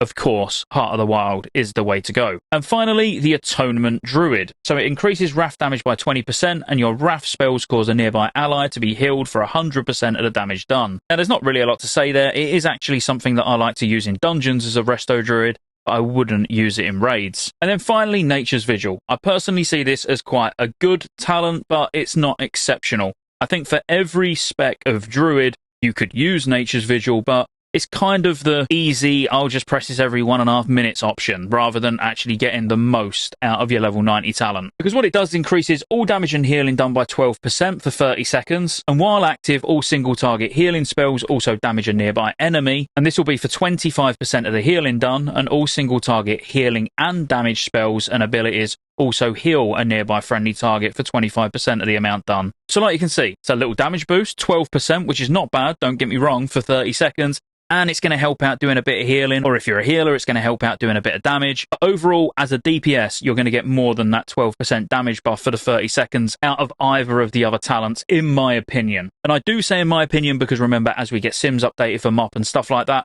my opinion won't be opinion anymore, it will be fact. I'll be telling you factually, accurately, which one of these talents is best. But at the moment, can kind of just go off of private server experience, and for any of you that know me, I've been playing a lot of MoP over the last couple of years, so yeah. In terms of classes talents in Mr. Pandaria, Paladin is actually one of my favourite. The first tier is all movement based. So firstly we've got Speed of Light, which is a 45-second cooldown, but it gives you a 70% movement speed for 8 seconds. Now currently you've got a couple of ways in Cataclysm to be able to move around quickly. As Retribution, you can judge at range to get a small speed boost. And when you use Divine Protection as Holy Paladin, you also get a speed boost. All of those are stripped out because your movement strictly comes from the level 15 talents now. Long Arm of the Law basically is the Retribution Judgment movement speed I was talking about a second ago, where a successful judgment increases your movement speed by 45% for 3 seconds. Now on the basis Judgment's got quite a short cooldown, you can make use of this 45% movement speed pretty often. The final talent is Pursuit of Justice, where you gain a 15% movement speed at all times, plus an additional 5% movement speed for each current charge of Holy Power, up to 3. Now, up to 3 is important because in Mist of Pandaria, you actually can hold 5 Holy Power, but this talent is still incredibly strong because 15% movement speed at all times is great, and I'm actually a particular fan of this while leveling. And the reason for that is because when you're leveling, you can sit on 3 Holy Power and not really need to spend it, so you're always getting maximum value out of this talent. Whereas in raids, burning through your Holy Power and not sitting on 3 Holy Power at a time is of course the way to be playing, because the more Holy Power you spend, either the more healing you're going to do, the more damage you're going to do, the more threat you're going to cause. So really, you're only going to get the static 15% movement benefit, and occasionally you might have 5-10%, because it's not rare to be sat on 2 Holy Power on the basis you can go all the way up to 5. So you'd get to 5 Holy Power, spend 3, you're sat on 2, getting an extra 10% movement speed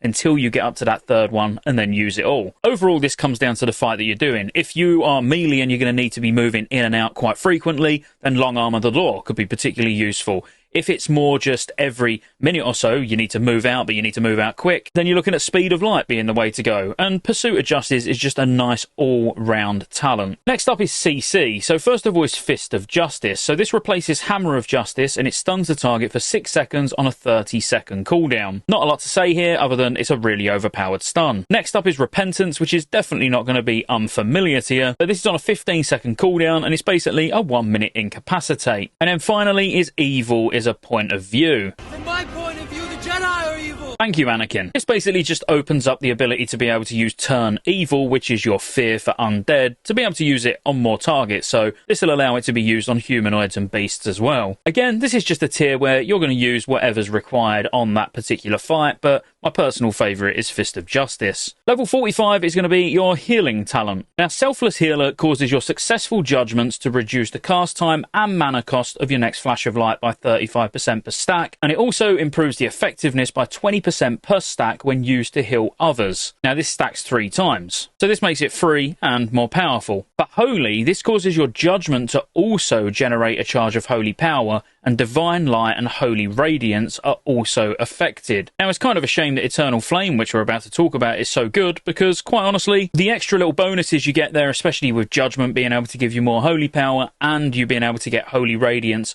buffed from using a few Judgments, is actually pretty cool. But Eternal Flame replaces your Word of Glory, and it consumes up to 3 Holy Power to place a protective Holy Flame on a friendly target, which heals them for X amount, obviously, depending on your spell power, and then it puts a hot on them for about 30 seconds. Now, the healing's increased per charge by the amount of Holy Power you use, and the heal over time is increased by 50% if used on the Paladin. Now, believe it or not, even as protection, this is super strong, because keeping that up on yourself, and it's doing 50% more, it's a huge amount of healing. But because it replaces Word of Glory, this actually synergizes really well with other talents that we're going to get onto later, and in my opinion, at least for Holy, this is the strongest. For protection, this is the strongest. It's only really Retribution where I wouldn't use this, because I don't really want to waste 3 Holy Power when I could be using that to do damage. And then finally, Sacred Shield. So this is a 6-second cooldown, and it protects the target with a shield of Holy Light for 30 seconds. So on a 6-second cooldown, you can protect the target with a shield of Holy Light for 30 seconds, and the shield absorbs up to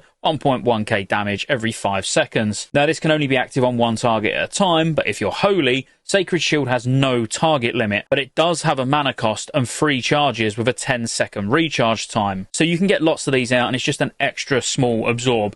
There would be niche circumstances where this would actually be pretty good for Holy. Again, it's a shame because all 3 of these talents, for Holy Paladin in particular, are really strong, but Eternal Flame is just amazing. But like I said, I wouldn't use Eternal Flame for Retribution. Instead, I would use Sacred Shield or Selfless Healer. But in all fairness, I would more or less always run selfless healer. Next up is some nice utility at level 60. So first of all, you've got Hand of Purity, which is on a 6-second cooldown, and it places a hand on a friendly target, reducing damage taken by 10%, and then damage from harmful periodic effects by an additional 80%. Now, it is less for some creatures' attacks, otherwise this would be extremely OP, but there's many bosses in Mists of Pandaria that put extremely dangerous dots on people, so this talent is actually super strong, and Amber Shaper springs to mind. Because on Amber Shaper, there's actually a dot that goes out that you don't really want to heal the person that's got it on them, because it makes the dot more potent. So using something like Hand of Purity on this is particularly strong. Next up, you've got Unbreakable Spirit, which is just a passive, and it reduces the cooldown of your Divine Shield, Divine Protection, and Lay on Hands by 50%. So just a really, really nice passive, reducing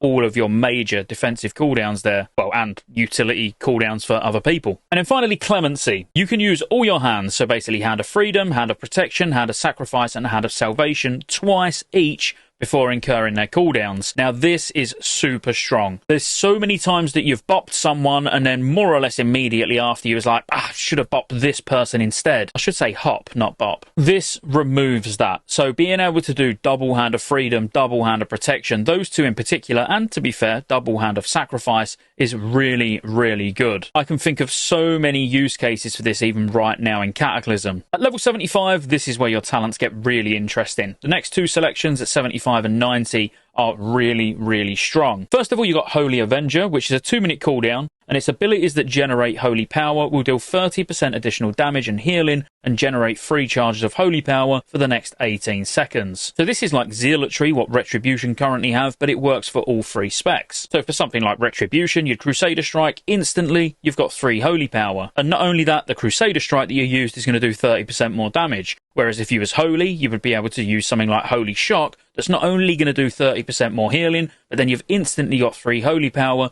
to be able to throw out an Eternal Flame. And then rinse and repeat for the whole 18 seconds is up, basically, rotating between, say, Crusader Strike and Holy Shock. A really, really solid choice. Sanctified Wrath firstly gets a passive, which is your Avenging Wrath lasts 50% longer, but then depending on the spec, it grants you more frequent access to one of your abilities. So for Holy, it reduces the cooldown of Holy Shock by 50%, and it also increases the critical strike chance of Holy Shock by 20%. For Protection, it reduces the cooldown of Judgment by 50% and causes Judgment to generate 1 additional holy power. And this is technically a defensive cooldown for Protection as well, because when Avenging Wrath is up, it's going to increase the healing you receive by 20%. And then for Retribution, it just reduces the cooldown of Hammer of Wrath by 50%, so you're going to be able to use that more. The problem with these 3 is they're all incredibly close and definitely can be used in different situations for all 3 specs, but really for Retribution, Sanctified Wrath, certainly in a bit higher level of gear, maybe not like pre-Ray Bis in Phase 1, normally is the go-to talent. But in lower levels of gear, you'll probably find better results with Holy Avenger. And then for Protection, Sanctified Wrath, Holy Avenger, they're both pretty close. But for Holy, you're definitely going to use the final talent, or at least I will always be using Divine Purpose. Because abilities that cost holy power have a 25% chance to cause the Divine Purpose effect. So your next holy power ability will consume no holy power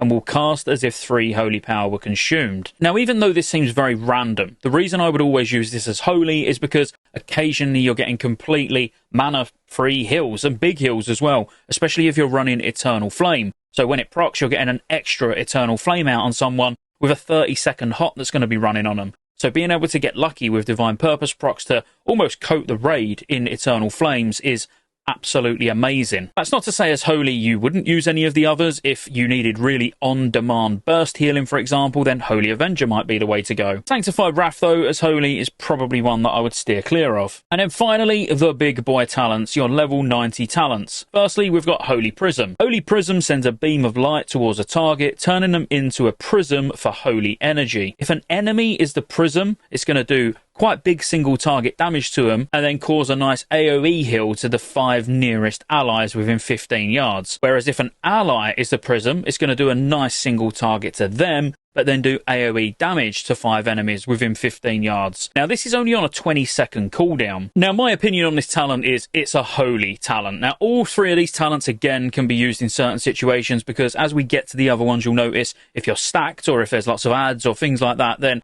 some of the other ones can be more useful. But this is kind of my go-to as Holy, because it's kind of fire and forget. You hit the boss with it and it's going to do some AoE healing to the tank and all the melee. If you was to use this on cooldown as a Retribution Paladin, it's going to net more damage than the other two. The problem is the fact that it is only a 20-second cooldown, so it's going to take a lot of globals that could be used on generating holy power or spending holy power. So if you're finding with your gear level that you can actually use this every single cooldown without sacrificing holy power or spending holy power, then actually in terms of damage from servers that I play on, it's actually higher. And honestly, as protection, you're just not going to use it. Because really, as protection, you're either going to use Light's Hammer or Execution Sentence, what we'll get to in a minute. But firstly, Light's Hammer. It's on a 1-minute cooldown, and it hurls a light-infused hammer into the ground, where it will blast a 10-yard area with Arcing Light for 14 seconds. What Arcing Light does is deals holy damage to enemies and reduces their movement speed by 50% for 2 seconds,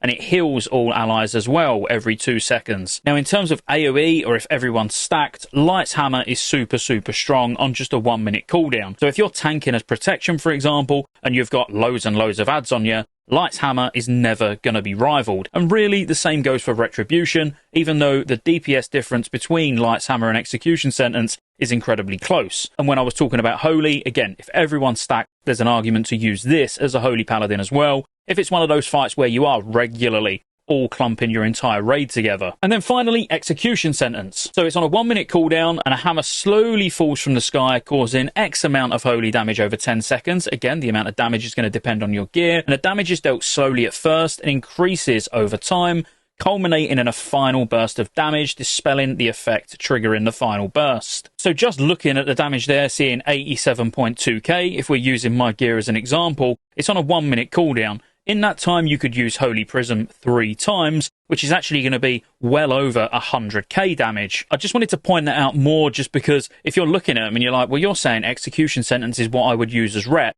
Well, yes, but again, it comes down to more than the damage it's going to do. It comes down to the amount of globals that it's going to cost you as well. Now, Stay of Execution. So if it's used on a friendly target, the Falling Hammer heals the target for, let's say, 100k healing over 10 seconds. This healing's dealt slowly at first and increases over time, culminating into a final burst of healing. Dispelling the effect triggers the final burst. Now, for me personally, as a Protection Paladin and as a Retribution Paladin, for single target, I would use Execution Sentence. But then for AoE, as both of those again, so for Protection and Retribution, I'd be using Light's Hammer. And for Holy, I would almost always be using Holy Prism, unless we are heavily stacked multiple times during the fight, in which case I'd use Light's Hammer. I'm just going to go out and say it right from the beginning. The Death Knight talents are a little bit weird. You get tons of utility and survivability through your talents, and you do get a little bit of DPS gain, but it's the one class that really, when you choose your specialization, you're going to get all the big abilities that you need from there, rather than having to make difficult choices when it comes to talents. Instead, there's only really one row of talents that is going to give you any DPS gain at all, and they're all incredibly close. It really comes down to personal preference. That's not to say that some of these talents are going to be absolutely amazing in raids, like when we get to talking about Anti-Magic Zone, or even things like Remorseless Winter and Gorefiend's Grasp, but as we get to those, it will make more sense. Ordinarily, with the classes where you get a talent every 15 levels, from level 15 up to level 90, DK get one at 56, 57, 58, 60, 75, and then finally 90. And this is obviously because DK start at level 55. So by the time you get to level 60, you're going to have all the same amount of talents as every other class would have. So where I would normally say starting at level 15 talents, let's start at the level 56 talents. You've got 3 choices here between Broiling Blood, Plague Leech, and Unholy Blight. All of these are just ways that you can get your diseases up or benefit from your diseases in some way. But firstly, Roiling Blood. Your Blood Boil ability now triggers Pestilence if it strikes a diseased target. Now really, for all 3 specs, this can be pretty useful as long as it's a heavy ad fight. Boiling Blood is just part of your AoE rotation for both Blood and Unholy, but not really for Frost, so probably loses a bit of value for Frost, but if it's a single target fight, you're not going to use this as any of the specs anyway. And that'll be because Plague Leech is a really good way of getting runes back. So on a 25-second cooldown, you're basically going to consume the dots that you've got on the target, so that's both Frost Fever and Blood Plague, and then this will activate 2 random fully depleted runes as death runes. And you might think that sounds rubbish because you want to keep your diseases up all the time, you don't want to take them down just to get runes, but think about it. If you're using Outbreak every minute, it's completely free to apply your diseases anyway. So just before they're running out, being able to use Plague Leech to get an extra couple of abilities out, or more importantly, as a Blood DK, being able to do more Death Strikes for big shields, there's no loss there because then you're just going to Outbreak to put them back on. So in all single target situations as all three specs, you're probably going to find yourself using Plague Leech, and then really it comes down to Roiling Blood or finally Unholy Blight on AoE. Now, Unholy Blight is on quite a long cooldown, being 1.5 minutes, but it surrounds the Death Knight with a vile swarm of unholy insects for 10 seconds. Now, this just applies both your diseases to anyone that comes within 10 yards of you. So again, being completely free of cost, being able to just apply all of your diseases for free and being able to put it up before the ads even get to you is a really cool ability. Now, the real difference between Unholy Blight and Roiling Blood is going to come down to if you've got regularly spawning ads that you want to be putting your diseases on, it's going to be Roiling Blood. If you're getting ads come in at set intervals, let's say every couple of minutes, then Unholy Blight is going to be the way to go. At level 57, it's survival, and quite honestly, in a raided environment, you're almost always going to take Anti-Magic Zone as long as there's somewhere that it can actually be used. Lichborn you won't be unfamiliar with if you've played a DK, but on a 2-minute cooldown, it basically turns you undead for 10 seconds, you're completely immune to Charm, Fear and Sleep effects, and Death Coil will heal you. So on fights where you don't use Anti-Magic Zone, but there is fears where you can potentially become immune to them to just keep pumping, it's definitely just going to come down to a fight-by-fight basis. And then finally, Purgatory. Now again, this really is only if you don't need Anti-Magic Zone, but Purgatory gives you an extra life in a sense. It's a little bit like a rogue's cheat death. An Unholy Pact grants you the ability to fight through damage that would kill mere mortals. When you would sustain fatal damage, you instead are wrapped in a Shroud of Purgatory, absorbing incoming healing equal to the amount of damage prevented, and this lasts 3 seconds. If any healing absorption remains when Shroud of Purgatory expires, you die. If not though, you survive, and this can only occur every 3 minutes. So basically, if you got like 100k overkill, in that 3-second window, all your healers are going to have to focus on you to pump 100k healing into you so you don't die. All healers should be tracking Purgatory on their healing frames, and if they see it go off on a DK, they should instantly be pumping heals into them, just so they live. It's a pretty good talent, especially as a tank, to have that second life, but again, as long as you don't need Anti-Magic Zone. At level 58, you're going to get Death's Advance, Chillblains, and Asphyxiate. Now, pretty much the default choice here is going to be Death's Advance. The on-usability is a little bit lackluster because it only gives you a 30% movement speed. 30% movement speed don't really feel like you're getting anywhere very quick when you compare it to something like Sprint for a Rogue or Dash for a Druid. But still, 30% is 30%. If it's going to get you out of something quicker, then use it. Just by using this talent as well, you can't be slowed below 70% at your normal movement speed. And when you've actually got Death's Advance on, you can't be slowed below 100% of your normal movement speed. Chillblains just causes victims of your Frost Fever to be slowed by 50%, and your Chains of Ice immobilizes targets for 3 seconds. Could be useful on certain fights, but really, Death's Advance is the default choice here, because the last one's Asphyxiate, which you could potentially use in PvP. So this replaces your Strangulate, and on a 30-second cooldown, you lift an enemy target off the ground and crush their throat with Dark Energy. This stuns them for 5 seconds and functions as a silence if the target is immune to stuns. Now, if you've ever wanted Forced Choke like Darth Vader but in World of Warcraft, then there you go, you've got it now. This will be the talent that you always use. At level 60 is your survival talents. You've got Death Pact, Death Siphon or Conversion. Now, in most situations, Death Pact is going to be the default choice here just because it comes at no resource cost, meaning no DPS loss. If you play a Death Knight already, you won't be unfamiliar with this either, but it is an absolutely huge heal because it heals you for 50% of your max health and causes your minion to suffer damage equal to 50% of its max health. Now, this is great because you're not sacrificing your pet, you still keep your pet. As long as it's over 50% health, it's not going to die, and you're going to get an absolutely humongous heal on a 2-minute cooldown. Death Siphon costs a death rune and deals X amount of Shadow Frost damage to the enemy, healing the Death Knight for 150% of the damage dealt. Now again, using a death rune is going to come at a DPS loss because this wouldn't be something that ever goes in your DPS rotation, so you might as well just rule this one out. And again, it's the same with Conversion where you're converting runic power into health, and this is a toggle on and toggle off ability, but it continuously converts runic power to health, restoring 3% max health a second, and only basic runic power generation from spending runes may occur while Conversion is active. And as I say, you can toggle this off when you want to and toggle it on when you need it, but quite honestly, you're not going to be wanting to waste death runes, you're not going to be wanting to waste runic power, so Death Pact here is kind of a no-brainer. Now at level 75, this is really the only row of talents that actually feel interesting, because normally you get 2-3 rows as each class of potential damaging abilities or damaging passives.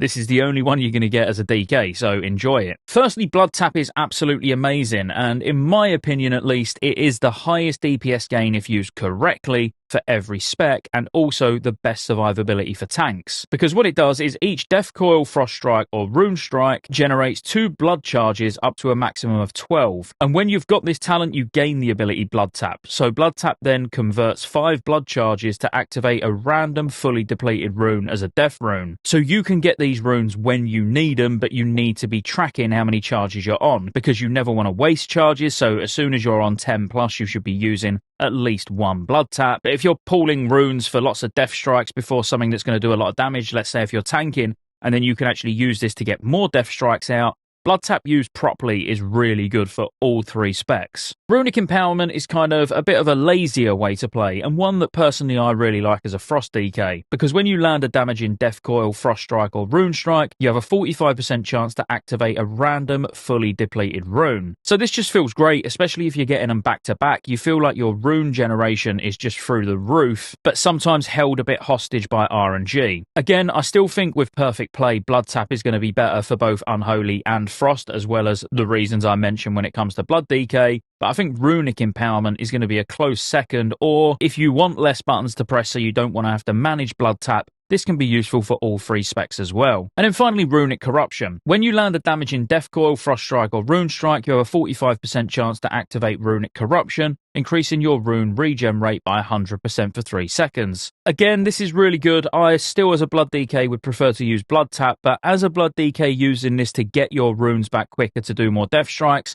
is obviously good, and it removes the RNG of Runic Empowerment, because you're using those finishers with your runic power. Well, they're not really finishers, but you know what I mean. Runic power spending abilities so frequently that you're going to have this up more often than not. But really, it comes down to your playstyle and what you want to use here. As we get really reliable sims, we'll know exactly which one is going to be best, but I honestly would be leaning towards Blood Tap with perfect play for all 3 specs. And then finally, your level 90 talents, where most classes get a really big powerful ability at level 90, you get Crowd Control. That's cool. Firstly, you've got Gorefiend's Grasp, which, don't get me wrong, is absolutely amazing. It's on a 1-minute cooldown, and shadowy tendrils coil around all enemies within 20 yards of the target. Now you can do this on hostile or friendly targets, so you could pull everything to the tank, for example, and it pulls them all to the target location. Now this is absolutely amazing, don't get me wrong. Is it worthy of being a level 90 talent? Probably not, in my opinion. Remorseless Winter is absolutely fantastic, and especially for gold challenge modes, because on a 1-minute cooldown it surrounds the Death Knight with a swirling tempest of frigid air for 8 seconds, chilling enemies within 8 yards every second. Each pulse reduces the target's movement speed by 15%, and this stacks 5 times. Upon receiving a 5th application, an enemy will be stunned for 6 seconds. So on large trash packs, or as I say, if you're doing gold challenge modes,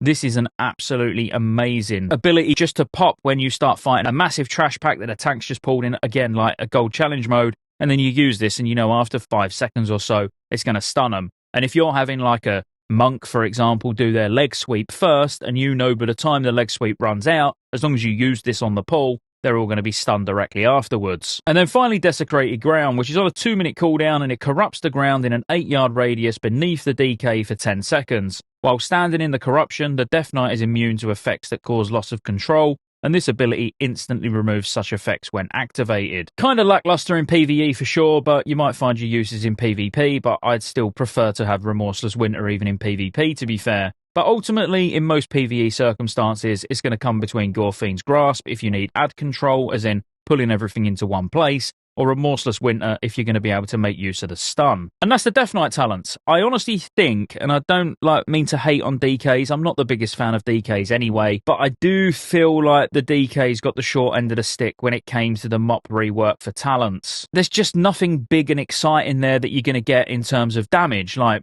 Druids getting Dreamer Cenarius as Feral, or Monks getting Summon Zuen, and like every class seems to at level 90 get these really big abilities, and then you get a CC. It's just a little bit boring in my opinion. But still, if you're excited for DK for Mr. Pandaria, you should be, because they're absolutely amazing. And as I say, the positive thing is that you actually get all your important damage cooldowns and big abilities just for being that particular specialization. Man, I could honestly spend all day talking about Monk, but you probably haven't got all day. So let's look at the talents. Now, the good thing about this is we don't need to focus on changes because everything that gets added for Monk, of course, is brand new. So let's just dive straight into the talents so you know what to expect. And you can almost start planning out what talents you're going to use on what boss in the pre-patch because we already know the Dragon Soul boss mechanics. And hopefully you might get a couple of resets in Dragon Soul using these bad boys. Of course, not the level 90 talents, but certainly up to the level 75 talents. First of all, at level 15 is your movement talent. So you have Celerity, Tiger's Lust, and Momentum. Firstly, Celerity allows you to roll and Chi Torpedo more often, increasing their maximum number of charges by 1,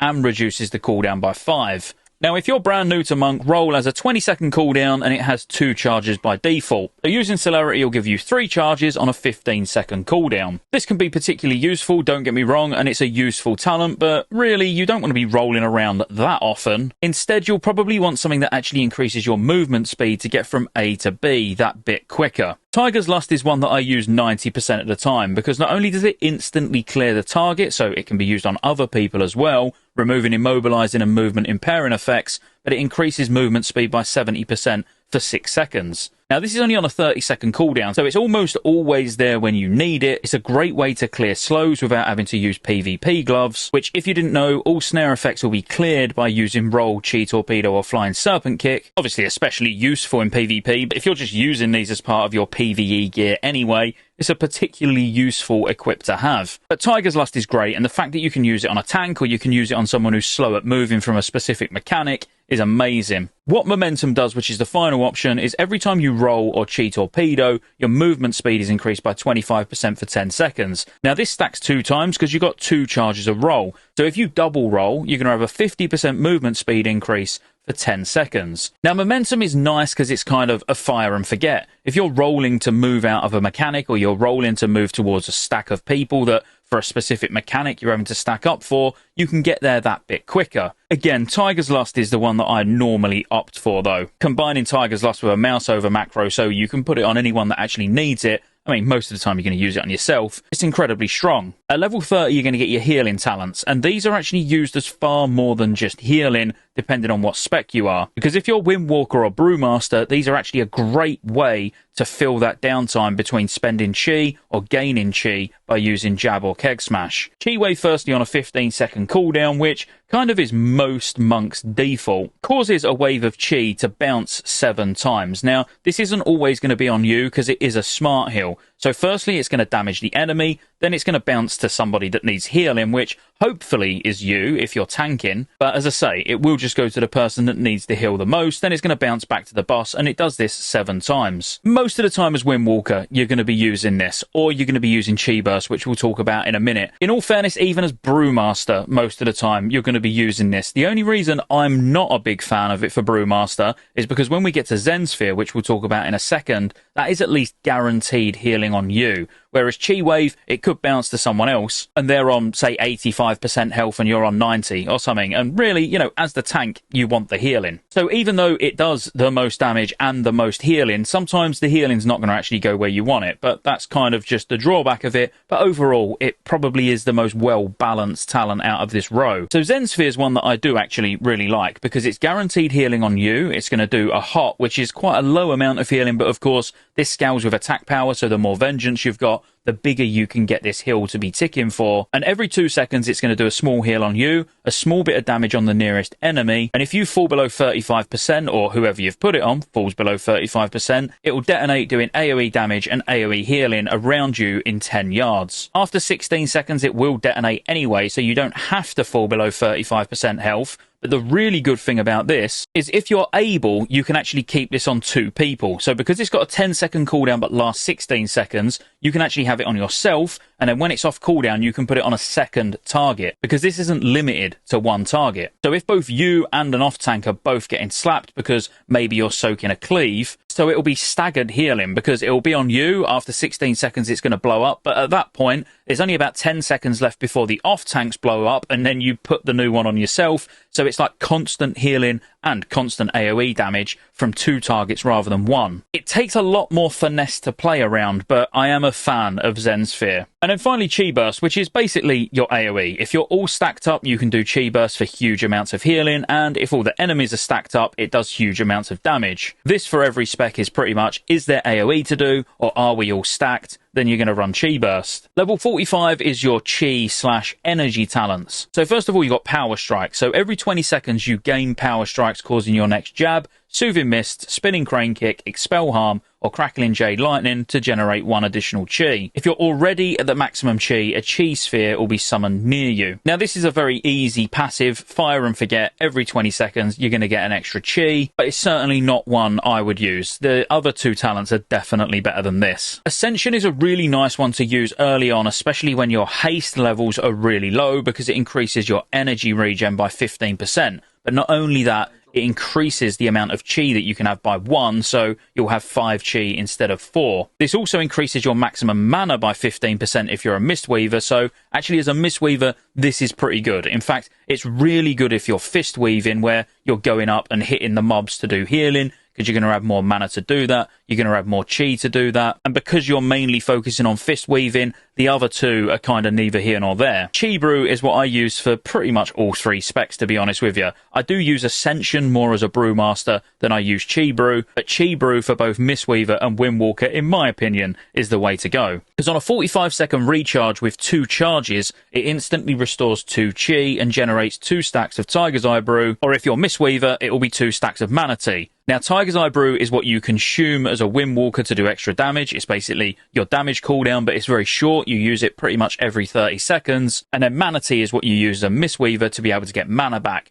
Now, the big thing here is the 2 Chi. So let's use Windwalker as an example. On the pull, when you've got all your trinkets proccing and Bloodlust is probably being popped, you want to be able to get your Tiger's Eye Brew up as quick as possible. So being able to burn through Chi as quick as possible to get that Tiger's Eye Brew up and get the extra stacks from using Chi Brew as well, means within 5 or 6 seconds, you can already be at 10 stacks, pop it, and start pumping. Whereas if you use the others, you're going to be missing all your burst on the pull when all of your trinkets are lined up. As I say, Bloodlust has probably been popped, and obviously that feels bad. And then as Mistweaver, getting the extra Mana Tea is absolutely amazing, but if you're playing Mistweaver properly, mana shouldn't really be much of an issue. Instead, being able to get those Chi on demand for more burst healing. So the way you're going to burst heal as a Mistweaver would be to have as many Renewing Mists, which is your hot, you have that out on as many people as possible, and then you're going to use Uplift, which is going to do an instant heal to anyone with Renewing Mist. Now, it costs 2 Chi to Uplift, so to be on 4 Chi and do double Uplift,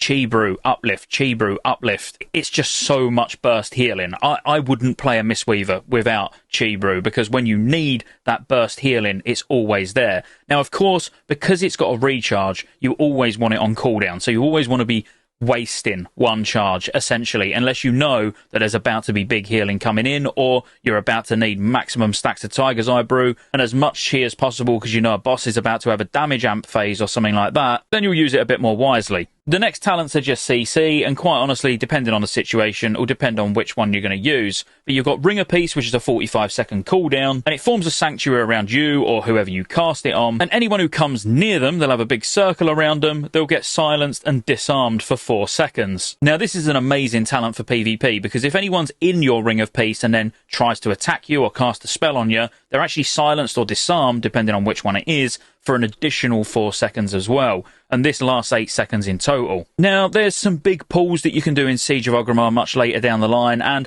really in Heart of Fear I can think of an area where you could use this as well, but in general, Leg Sweep is the way to go for PvE, and Ring of Peace for PvP. Charging Ox Wave is a 30-second cooldown where a mighty ox effigy rushes forwards 30 yards in front of you, stunning all enemies within its path for 3 seconds. Now, this is cool because it's a shorter stun and a shorter cooldown, so you can use it more frequently, but Leg Sweep is just a lot more reliable, because Leg Sweep's on a 45-second cooldown, and you knock all enemies down, effectively stunning them for 5 seconds. Now, quite honestly, the choice between the two if you want to stun is, if you're a Mistweaver and you don't ever Fist Weave, you're not going up in melee, you're just staying back and healing, then Charging Ox Wave is probably going to be better than Leg Sweep. But 90% of the times, even as a Mistweaver that's not Fist Weaving, you should be spending your time in melee, auto-attacking at the very least, maintaining your Serpent Zeal buff and stuff like that, which we'll get into in the Mistweaver specific video. I would say there's very few occasions where I talent out out of leg sweep. Level 75 are your defensive talents, and these are what you're going to be changing almost on a fight-by-fight basis, especially if you're Brewmaster, but to be fair, even as the other two specs as well. Firstly, you've got Healing Elixirs, which is a passive where you can just select it and never need to think about it again, because every 18 seconds you gain Healing Elixirs. This heals you for 15% of your total health the next time a damaging attack brings you below 35%, or you drink a brew or a tea. Now, as all specs, you're drinking brews and teas very regularly, probably every 30 seconds at most. As a Brewmaster, you're using your Dodge Brew. As Mistweaver, you're using Mana Tea. As Windwalker, you're using Tiger's Eye Brew. So if you require healing because you've lost any health at all, you can almost guarantee that this is going to be very frequently used. However, the other two situationally are just better. Dampen Harm is definitely more for tanks than anything else, and there's many fights with hard-hitting bosses where it can be really useful. But on a 1.5 minute cooldown, it dampens you for 45 seconds, where the next 3 attacks, if the damage is equal to 20% or more of your total health, the attack is reduced in half. Now, a primary example early on in the phase where this will be absolutely amazing is Will of the Emperor, because the 2 bosses where you got a tank on each, these absolutely slap. They definitely hit you for more than 20% of your health per swing. So basically, Dampen Harm is going to get maximum effect here. And because they hit so slowly as well, it's an amazing talent for that. Whereas for Elegon, you would be using Diffuse Magic, because Diffuse Magic is kinda Cloak of Shadows for a rogue. It's a 1.5 minute cooldown, it reduces all spell damage taken by 90%, and clears all magic effects on you, reversing them back to the original caster instead, and this is within a 40-yard range if possible. Using Elegon as an example, he does a really, really powerful breath on the current tank.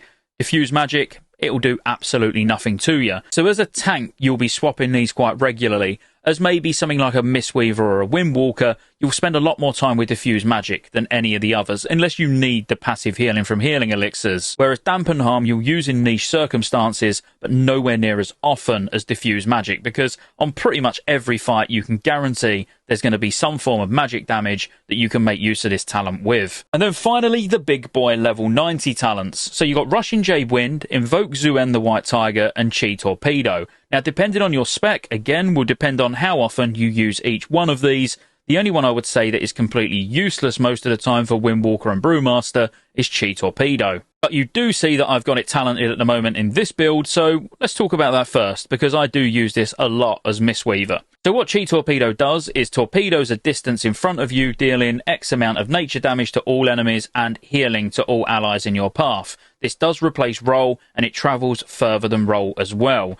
Now, an important thing about Chi Torpedo is if you jump before you press it, you're not going to go as far. So the main reason you'd be using this as a Mistweaver would be if you're all stacked, because it's completely free, it costs no mana at all, and you can get an extra charge with Celerity, meaning if everybody's stacked and you're Chi Torpedoing backwards and forwards throughout the group, it's a crap ton of free healing. In fact, on something like Spirit King's Heroic on 10-man, where you're stacked almost exclusively for the whole first boss, Chi Torpedo will be my top healing. So this can be incredibly strong situationally for Mistweaver, purely because it's free healing, and we all like free healing. I can't think of many, if any, use cases for Brewmaster and Windwalker, and that's mainly because if we touch on the AoE first, if everything's stacked, you're going to want to be using Rushing Jade Wind. So Rushing Jade Wind as a healer will do AoE healing around you and AoE damage around you. Now you can cast other abilities while you're doing it, because it basically just lasts as long as the cooldown is. So on AoE you can keep this up pretty much 100% of the time. It's quite mana intensive though as a healer, which is why I prefer Chi Torpedo. But obviously, as a Windwalker or a Brewmaster, it just costs energy, and it does generate Chi as long as it hits 3 targets. Now, this replaces Spinning Crane Kick. So basically, if there's 3 targets or more, you want to almost just keep this up 100% of the time. As Brewmaster and Windwalker, if there's ever a time where there's more than 3 targets, and for a decent amount of time as well during the fight,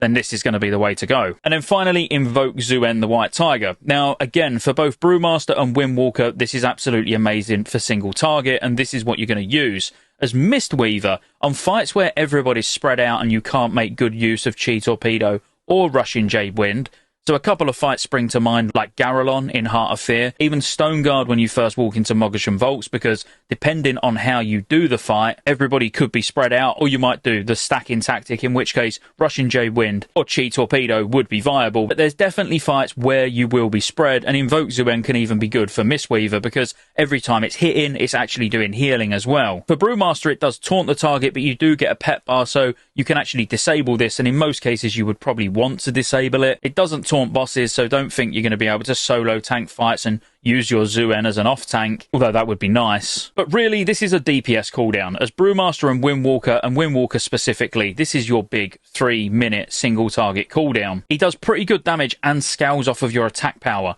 and that's incredibly important because as a Brewmaster, at that point where you reach massive levels of vengeance, you can pop Zuen and it's going to do a crap ton of damage. So as a Brewmaster, it's not something you're going to want to run in and pop instantly. You're going to want to wait until that vengeance has built up and up and up and up, so you've got maximum amounts of attack power, or a level of attack power that you're happy with, and then you're going to use it, and it can do millions of damage. Whereas for Windwalker, you haven't got vengeance, obviously, so you're really going to pop it with trinkets and weapon procs and things like that. Because it lasts for 45 seconds, you're going to want maximum time with your trinkets and everything up, because it does scale dynamically. You can't snapshot it because you can't really snapshot any guardians or pets anymore. So really, as a Windwalker, most of the time, you're just going to be using it on the pole, because that's when you can more or less guarantee that all your trinkets and everything are going to be available. When it comes to the mage talents in Mist of Pandaria, I would compare it a little bit to the rogue, where there'll be certain abilities that you really, really like currently in Cataclysm, but they're only available to one individual spec. For example, there's lots of fights where things like Cauterize can be particularly useful, but if you're an arcane mage currently, there's absolutely no way to get it. Well, lucky for you, Mist of Pandaria changes a lot of this, and most of the big abilities like Cauterize, Presence of Mind, Ice Barrier, and even Blazing Speed are all just available as talents now. So getting stuck in straight away, at level 15 you've got Presence of Mind, Blazing Speed, and Icy Flows. Now all of these are actually viable depending on what situation you're in. Presence of Mind on a 1.5 minute cooldown just makes your next mage spell with a base cast time of less than 10 seconds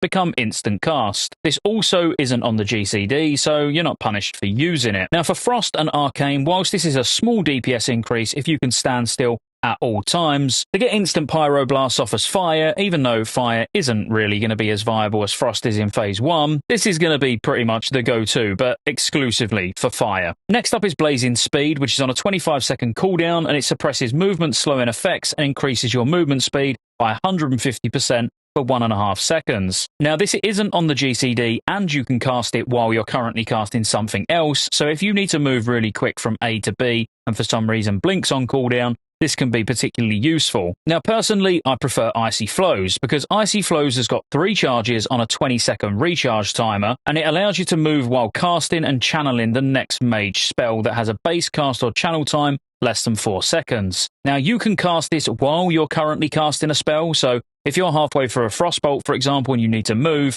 you can press this and move, and you won't need to cancel the cast. This, quite honestly, for both Arcane and Frost, is my go-to talent, because honestly, pretty much every fight in Mist of Pandaria has got some sort of movement. It's very rare where you can just stand still and pump. So if you need to move from one place to another and you know you've never got to stop casting, it's actually a massive DPS increase compared to something like Presence of Mind where you would need to stop casting. But again, on a really heavy movement fight, Blazing Speed may be the way to go. At level 30, you get your defensive talent. So you've got Temporal Shield, Flame Glow, and Ice Barrier. Temporal Shield, pretty much 9 times out of 10, is going to be the way you go here. It's only got a 25-second cooldown. It can be used while you're stunned, frozen, incapacitated, feared, sleeping, basically everything. And it's not on the GCD. This means it's literally a 0 DPS loss to use this, and what this does is gives you a temporal shield for 4 seconds, reducing all damage taken by 15%. All of the damage taken while shielded will then be healed back over 6 seconds. Now, to be quite honest, this is an amazing talent and probably what you're going to use most of the time. If you're a bit lazy and you don't want a button to press though, you have got Flame Glow. Now this just protects you with fiery energy, absorbing X amount of damage from each attack against you up to a maximum of 30% of the attack. So this is kind of, you just talent it and forget about it. You're just naturally going to take a little bit less damage, but both Temporal Shield and Ice Barrier are stronger than this in my opinion. But finally, Ice Barrier. You'll probably be familiar with this if you've played a mage quite literally ever and you've been Frost. It just gives you a shield absorbing X amount of damage, and it's normally a reasonable amount of damage to be fair. It lasts a minute and spellcasting won't be delayed by damage while the shield holds. Now it's important to note that Ice Barrier is on the GCD, so it will be a small DPS loss to use it, whereas Temporal Shield is just overall a better talent and not on the GCD. But if you just don't want to worry about casting anything at all, then Flame Glow will probably be for you. Next up are your CC talents at level 45, and quite honestly this just comes down to what's going on in the fight as to which one you use, because for example on Will of the Emperor there's lots of adds that you can control and keep stacked up where Ring of Frost will be really strong. Ring of Frost probably isn't anything new to you, but it's on a 45-second cooldown, and you basically just put a Ring of Frost down, and enemies entering the ring will become frozen for 10 seconds, and it lasts 10 seconds as well. Now, the reason I specifically said Will of the Emperor is just purely because it's a massive ad fight where it's made easier if you can control groups of ads and then kill all of them at the same time. Next up's just Ice Ward with a 20-second cooldown. It places an Ice Ward on a friendly target, and when an enemy strikes a target, all enemies within 10 yards will become frozen in place for 5 seconds. So this just works a little bit like a targeted Frost Nova. So you'd be able to put this on the tank. When the tank gets hit, boom, it's going to Frost Nova everyone. And then finally, Frost Jaw. In terms of PvE, this is the one I use the most because it's on a 20-second cooldown and it silences and freezes a target in place for 8 seconds. Now this lasts half as long versus player targets, and damage caused may interrupt the effects. Now just for dungeons or even challenge modes or whatever you're doing really, just being able to have an extra silence and that it freezes as well. Of course, it's not going to freeze bosses or anything, but on trash, it's just a bit more useful in most cases than Ring of Frost. But again, it really comes down to what you're doing as to which one of these you're going to use. At level 60, you get your big survival talent. So as I alluded to at the start of the video, Cauterize is one of those options. But firstly, Greater Invisibility. So it's on a 1.5 minute cooldown and it instantly makes the caster invisible. So you've not got that ramp up time with your normal invisibility. It's going to reduce threat and remove 2 damage over time effects. It lasts 20 seconds and obviously if you attack anything, it's going to take you out of invis. But damage taken is reduced by 90% while invisible and for 3 seconds after coming out. So obviously this can pretty much be used like a dispersion from a Shadow Priest, for example. But there's many fights where they put very harmful dots on, so as a way to be able to get rid of those as well, this is amazing. In fact, I prefer this over Cauterize for lots of bosses. Obviously, Cauterize can be used very intelligently to not move out of things that would ordinarily kill you, or use it for things like we do in Cataclysm with Zonos bouncing the ball solo, or even staying out to soak on Ultraxian. But when you start to go through the fights in the first phase of Mr. Pandaria, I think you'll find a lot more uses for Greater Invisibility, which obviously just brings us to Cauterize next, where an attack that would ordinarily kill you instead will bring you to 50% of your max health, and you're going to burn for 40% of your max health over the next 6 seconds. Now, Cauterize is on a 2-minute cooldown, and it kind of does what it says on the tin. Even though we haven't covered all 3, your options normally are going to be between Greater Invis or Cauterize, because Cauterize is very strong. But as I say, Greater Invisibility has got so many uses outside of just being able to take something that would ordinarily be lethal. And then finally, Cold Snap, which again will be nothing new. It just instantly finishes the cooldown on Ice Block, Frost Nova, and Kona Cold, and it heals you for 30% of your max health. It's on a 3-minute cooldown and it can be used while stunned, frozen, incapacitated, all of that jazz, and it's not on the GCD. Now, if you can find multiple uses for Ice Block in a fight, then this could be a really good one as well. Because if there's a specific ability that you're using Cauterize for example, and you know you're going to use it twice in a fight, you could use Cold Snap to be able to just Ice Block twice in a fight instead, and it's not going to put any additional strain on the healers like Cauterize does, especially after Cauterize initially procs, because then you're going to need lots of healing if you're not ice blocking the burn off. But again, all 3 of these are viable. You're just going to have to use which one is actually the best on a fight-by-fight basis. Level 75 is absolutely epic because this is where you get your bomb. So you're either going to have Living Bomb, Frost Bomb, or Nether Tempest. Now, all of these are fairly cut and dry. There's not really an occasion where you would go outside of the rules that it really sets on the talent itself. It's very rare where a talent actually up front tells you use this with this amount of enemies. But these talents do, where, for example, Never Tempest, it tells you it's stronger when applied to 3 or 4 targets. Living Bomb is strongest when applied to 1 or 2, and then finally Frost Bomb is strongest when it can hit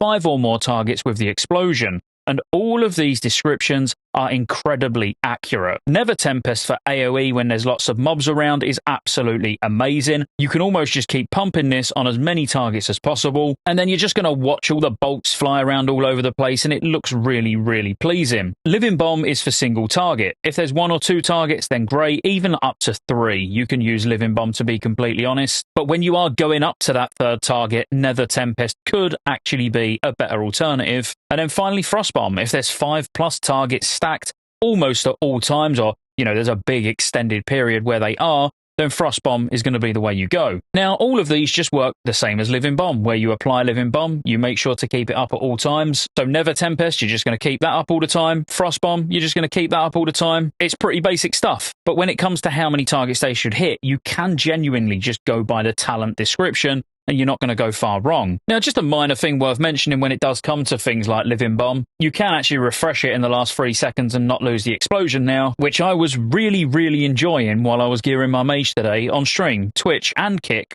Scottejaye87 on Twitch, Scottejaye on Kick. Hopefully see you there. But they're your 3 different bombs anyway. But just in case you was thinking, oh, if I'm Arcane, I'll use Never Tempest. If I'm Fire, I'll use Living Bomb. And if I'm Frost, I'll use Frost Bomb. That's not the case. What school of magic they deal is completely irrelevant.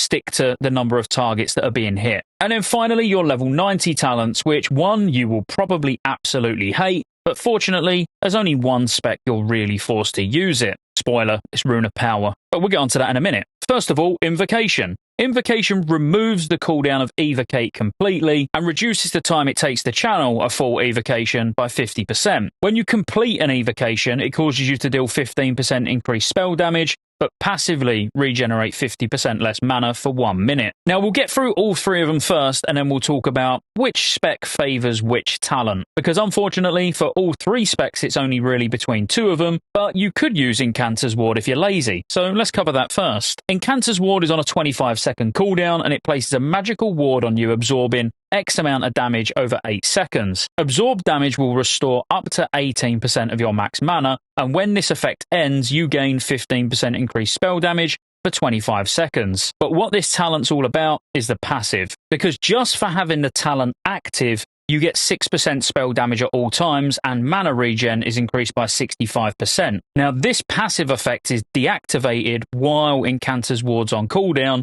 so there'll be times where you can get a lot more spell damage out of this by soaking lots of damage with Incanter's Ward on, but really what you're using it for is just the lazy 6% passive damage gained, because the actual effect from using Incanter's Ward, as in casting Incanter's Ward on yourself, is obviously quite unpredictable on some fights. There'll be certain fights where you know when you're about to take massive damage and you'll probably be able to make really good use of it, but it's just not the best of the 3. Because for large portions of the time, you're just running with 6% extra spell damage, where if you use Rune of Power or Invocation, you're always running with 15% extra spell damage. Because Rune of Power places a Rune of Power on the ground, which lasts for a minute.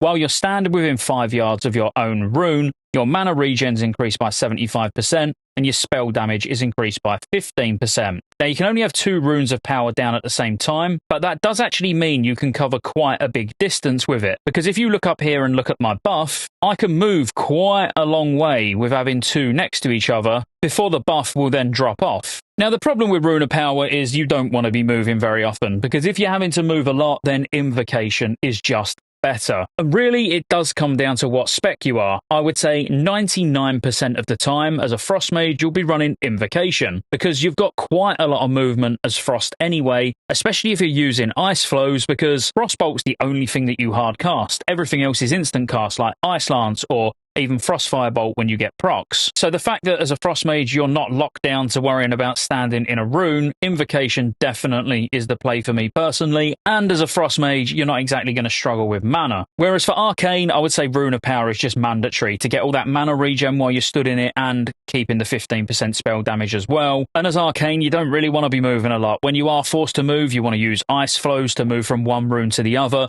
It's actually quicker to put a rune down than it is to channel a full Evocate, even though when you're using Invocation, it's 50% less time to actually channel. So really, Frost, Invocation, Arcane, Rune of Power. As fire, I've got to be honest, on a standstill fight or mostly standstill fight, I'd be running Rune of Power. Anything with even a little bit of movement, I'd be going Invocation. And that's the Mage talents. I think the Mage talents are absolutely amazing.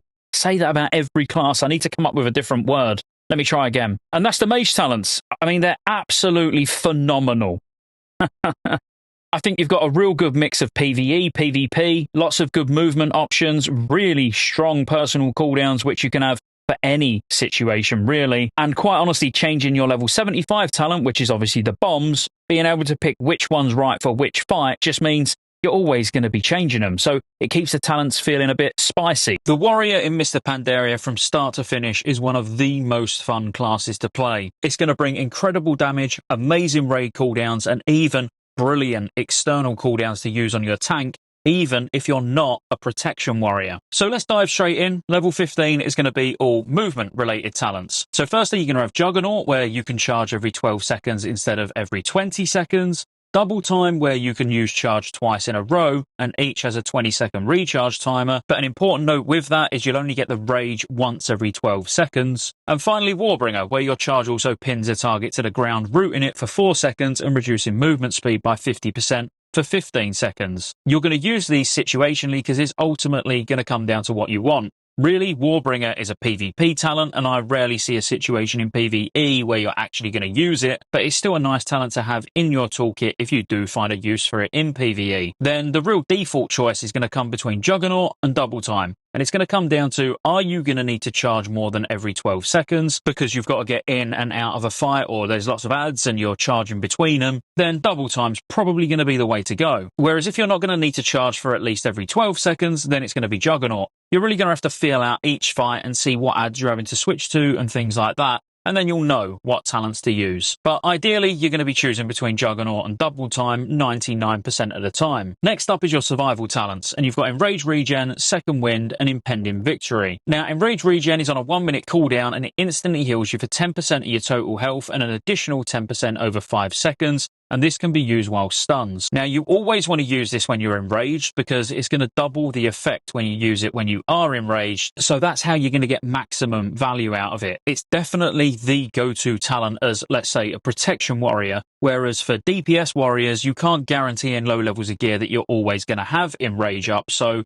you may get more value out of one of the other two talents. Next up is Second Wind, where whenever you're below 35% health, you just regenerate 3% health per second. Now, if you're finding yourself low health on a particular encounter very frequently, then obviously this might actually benefit you a lot more and give you more HPS over the course of a fight. Whereas I think for most DPS warriors, Impending Victory is going to be the go-to choice because it's on a 30-second cooldown and it replaces your Victory Rush. You can instantly attack the target causing X amount of damage. This only costs 10 rage, by the way, but it will heal you for 20% of your maximum health. If you kill an enemy that yields experience or honor, it also resets the cooldown of Impending Victory. Now, you potentially don't even need to use this as a self-heal. You can use it just for extra damage if your arms, for example, because there will be gaps in the rotation. You could use this as protection and fury as well, don't get me wrong, but I think Enraged Regen for a much more controlled way of being able to get health back. But to get full value, you have to be enraged. Or Impending Victory, where I'd say more as a DPS warrior, you could use this. You wouldn't really use it as protection because, again,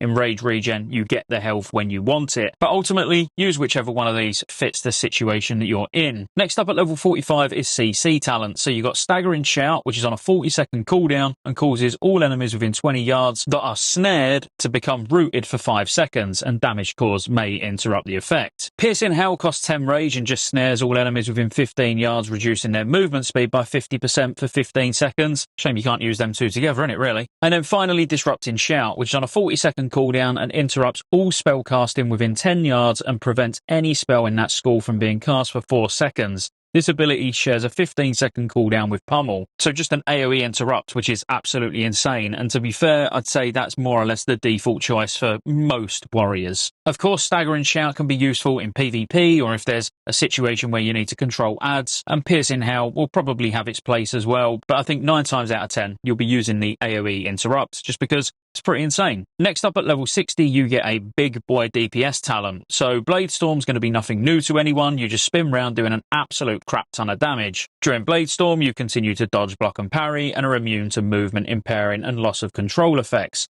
However, you can only perform shout abilities. Blade Storm's just absolutely sick. Anytime there's AoE, just any multiple target at all, this is what you're going to be running. Hands down, there's no discussion. That's what you're going to use. Even if there's only small portions of the fight where there's loads of adds, this is still going to be far, far more beneficial than either of the other talents. Shockwave, you'll know what Shockwave is. On a 40-second cooldown, you just send out a frontal cone of damage, stunning all targets within 10 yards for 4 seconds. If you deal damage to 3 or more targets, it puts the cooldown to 20 seconds. Now, because the other two just do so much more damage, this you may use as a tank. If you're doing challenge modes or something like that, you're definitely going to use this as a protection warrior, purely because it gives you more control and the damage is like kind of neither here nor there. But in general, as an arms or a fury warrior, yeah, you're not going to run Shockwave. But if it's a pure single target fight, then you would run Dragon Roar. Now, on a 1-minute cooldown, you roar ferociously, causing X amount of damage to all enemies within 8 yards and knocking them back and knocking them down. And Dragon Roar is always a critical strike and ignores all armor on the target. Now, the reason this is a single target ability, when you look at it and you're like, wait, you said to use this on single target, but it's AoE. Well, actually, the more targets that are hit by it, the less damage it does to each of those targets. So the maximum value you get from it is on one target. So ideally, even if adds get involved, you really want to just be hitting the primary target with this and the primary target only. That's why for AoE, you're going to use Blade Storm, and single target, you're going to use Dragon Roar. And if you want some control, or you need to stun adds to help your tank out, or you are the tank,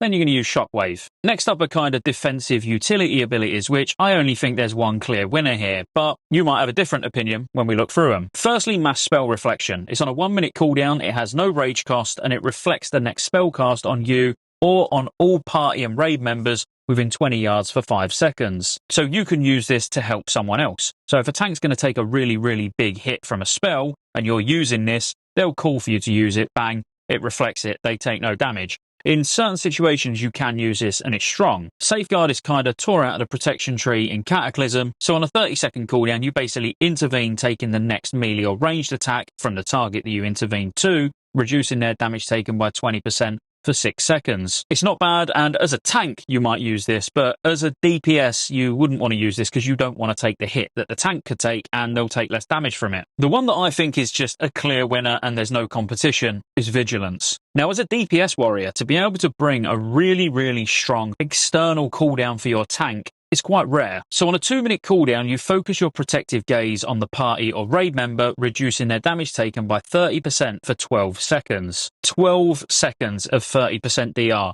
Like, that is massive. That is so, so good that I think not only do you want most DPS warriors to be running this, because that is just amazing to be using on your main tank, but you also want to be making sure that you get maximum value out of this. There's no point having a warrior in the group speccing into Vigilance and never using it.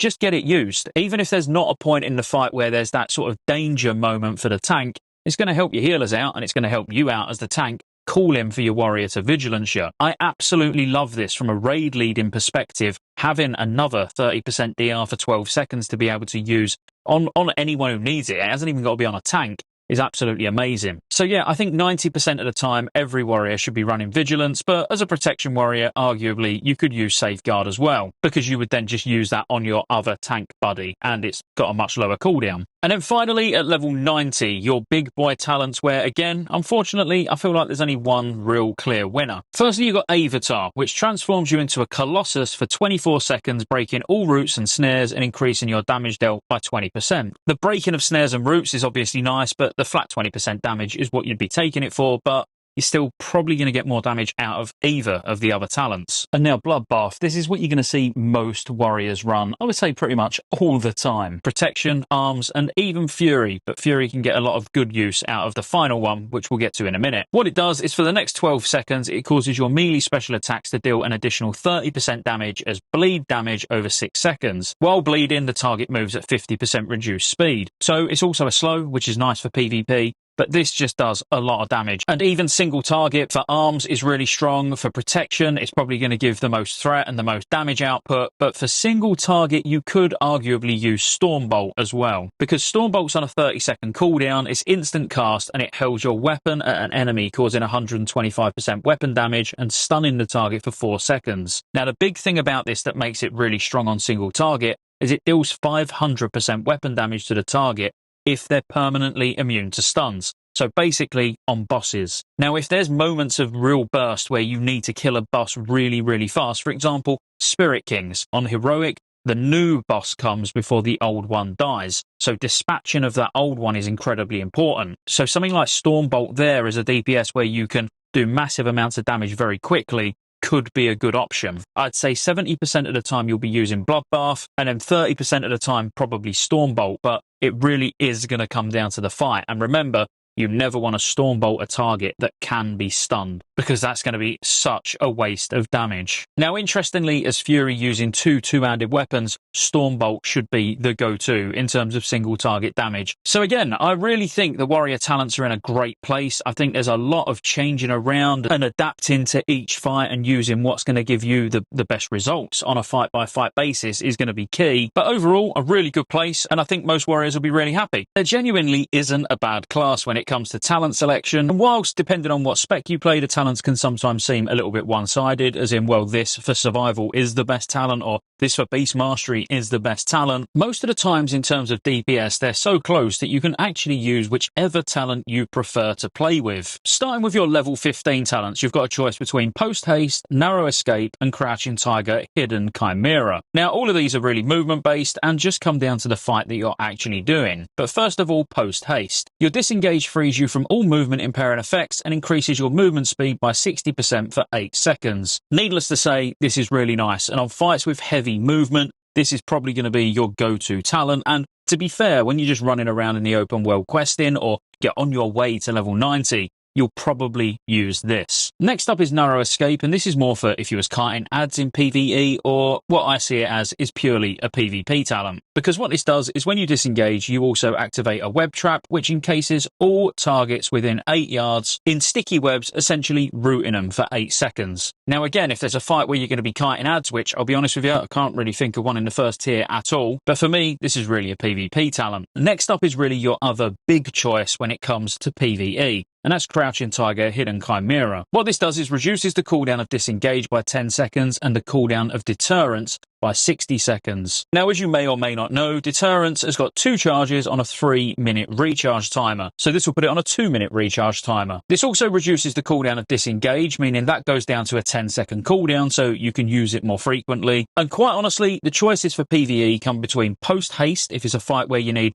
lots of movement, or Crouching Tiger if it's a fight where actually you can make a lot better use of getting more frequent deterrences to reduce the incoming damage. Really, out of these 3, it's very fight dependent. At level 30, you're going to get your CC abilities. So firstly, you've got Binding Shot. I've got to be honest, this is my primary go-to. I rarely use either of the others as a hunter. What this basically does is you'll fire an arrow on the floor, and anyone within 5 yards of it will become tethered to that arrow. Now, if they move further than 5 yards away from it, they'll be stunned for 5 seconds, or 3 seconds in PvP. Now, this is amazing in so many situations. Let's just think gold challenge modes for now. Tanks are going to be doing massive pulls. You can fire your arrow down on the tank, which all the mobs are going to be within 5 yards of your arrow, and he can now move it when he needs to. So while the arrow's down, the tank can just move everything away from the arrow. They all become stunned. He gets a little bit of breathing room while they're all stunned. Next up is one that you'll be very familiar with, which is Wyvern Sting. It's on a 45-second cooldown, and it's just a 30-second sleep. Any damage will obviously cancel the effect, and you can only have 1 sting per hunter active on the target at a time. If you need to actually CC a specific target and you don't want to use a trap, then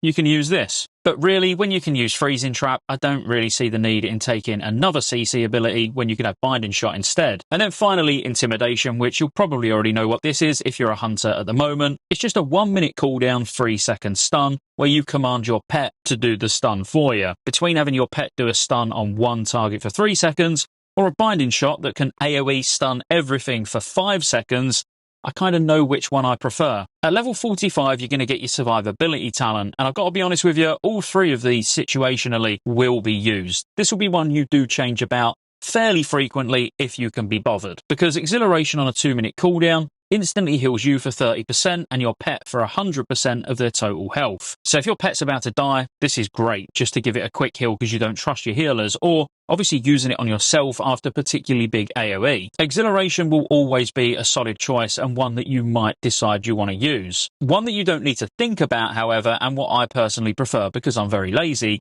is Aspect of the Iron Hawk. This replaces your Aspect of the Hawk and basically just adds a 10% damage reduction component to it. So at all times while you're using this aspect, you'll get all the benefits that you would ordinarily get from Aspect of the Hawk, and you'll get 10% damage reduction on top of it. Now, I've got to be honest with you, for most occasions, that flat 10% damage reduction is going to equate over the course of a fight to a decent amount of healing that wasn't needed. So this is a really, really solid option for one that you don't need to think about. Whereas Spirit Bond situationally, again, will be really, really useful, because while your pet's active, you and your pet will regenerate 3% total health every 2 seconds. Now again, Spirit Bond is something that's been in the game for a long, long time, so I'm sure it's nothing new to you. But there'll be certain occasions where the flat 10% damage reduction is nice, but having that constant tick-in healing every couple of seconds will actually outweigh it. Will of the Emperor, which is the last boss in Mogasham Vaults, is a prime example, because everybody is constantly taking ticking damage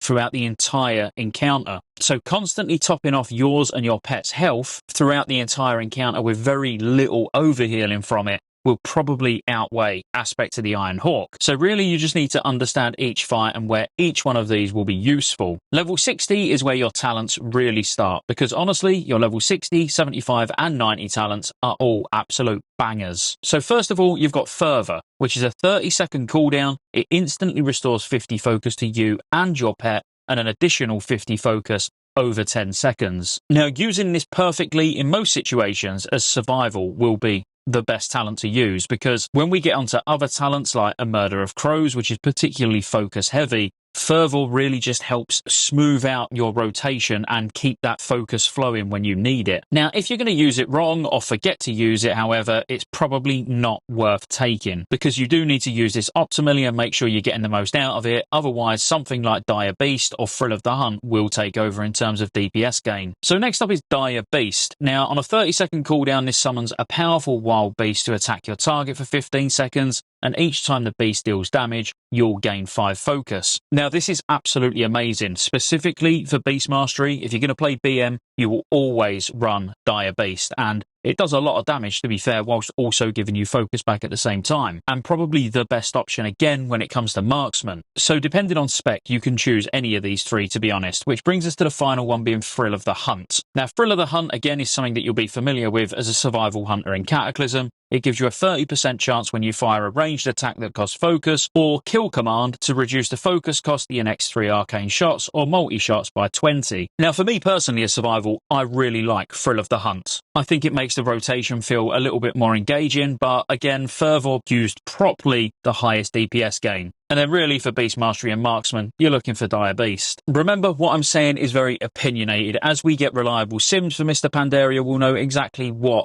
is simming the best, and there could be minor differences between private servers and classics. So kind of take the recommendations with a pinch of salt until we know 100% what we're getting with accurate sims, but I'm just telling you my experience. Now at level 75, we've got Murderer Crows, Blink Strikes and Lynx Rush. Now all of these are solid talents, but in terms of single target for survival, which we're going to see far more survival hunters than anything else, a Murderer Crows is absolutely the best single target talent you can take. Now, even though Murder of Crows is technically still even the highest single target DPS for Beast Mastery, you'd probably lean more towards Blink Strikes because there's no focus cost to this. And what this does is your pet's basic attack deals 50% increased damage and can now be used from 30 yards away and will instantly teleport them behind the target. Now, this can be particularly useful even as Marksman or Survival, because if it's a fight where your pet's going to be running all over the place, this will just get it to the target quicker and start pumping. So even though it looks very much like a Beast Mastery talent, there will be times even for Marksman and Survival where this is better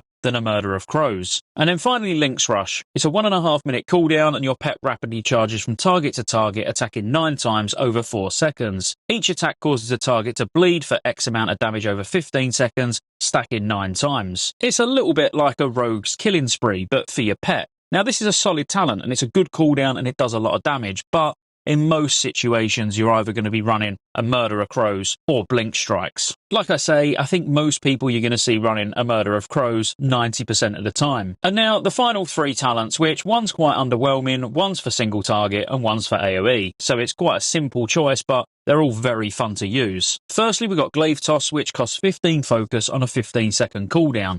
This is the biggest single target DPS that you're going to get from this row of talents. So on any fight where it's pure single target, this is what you want to run. In all fairness, if it's a fight where it's even 2 or 3 targets, this is still the talent that you're going to want to run. But what you do is hurl 2 glaives towards a target, dealing X amount of damage to each, and reducing their movement speed by 30%. The primary target will always take 4 times as much damage from each strike, and then the glaives will return back to you, damaging and snaring targets as they return. So it's got that nice boomerang effect. Now again, I don't see many situations where you're not going to run this, but if you're not running this, let's talk about Barrage next, and then we'll come back to Power Shot. Barrage costs 30 focus on a 30-second cooldown, and you rapidly fire a spray of shots forward over a few seconds, dealing a total of 640% weapon damage to the enemy target, and an average of 320% weapon damage to each other enemy target in front of you, and this is usable while moving. I hate that this isn't the best talent and the default talent at level 90, because I love it. I think it looks great, it feels great to use, it does loads of damage on AoE, and yeah, I'd love to just be running around with it all the time, but on AoE,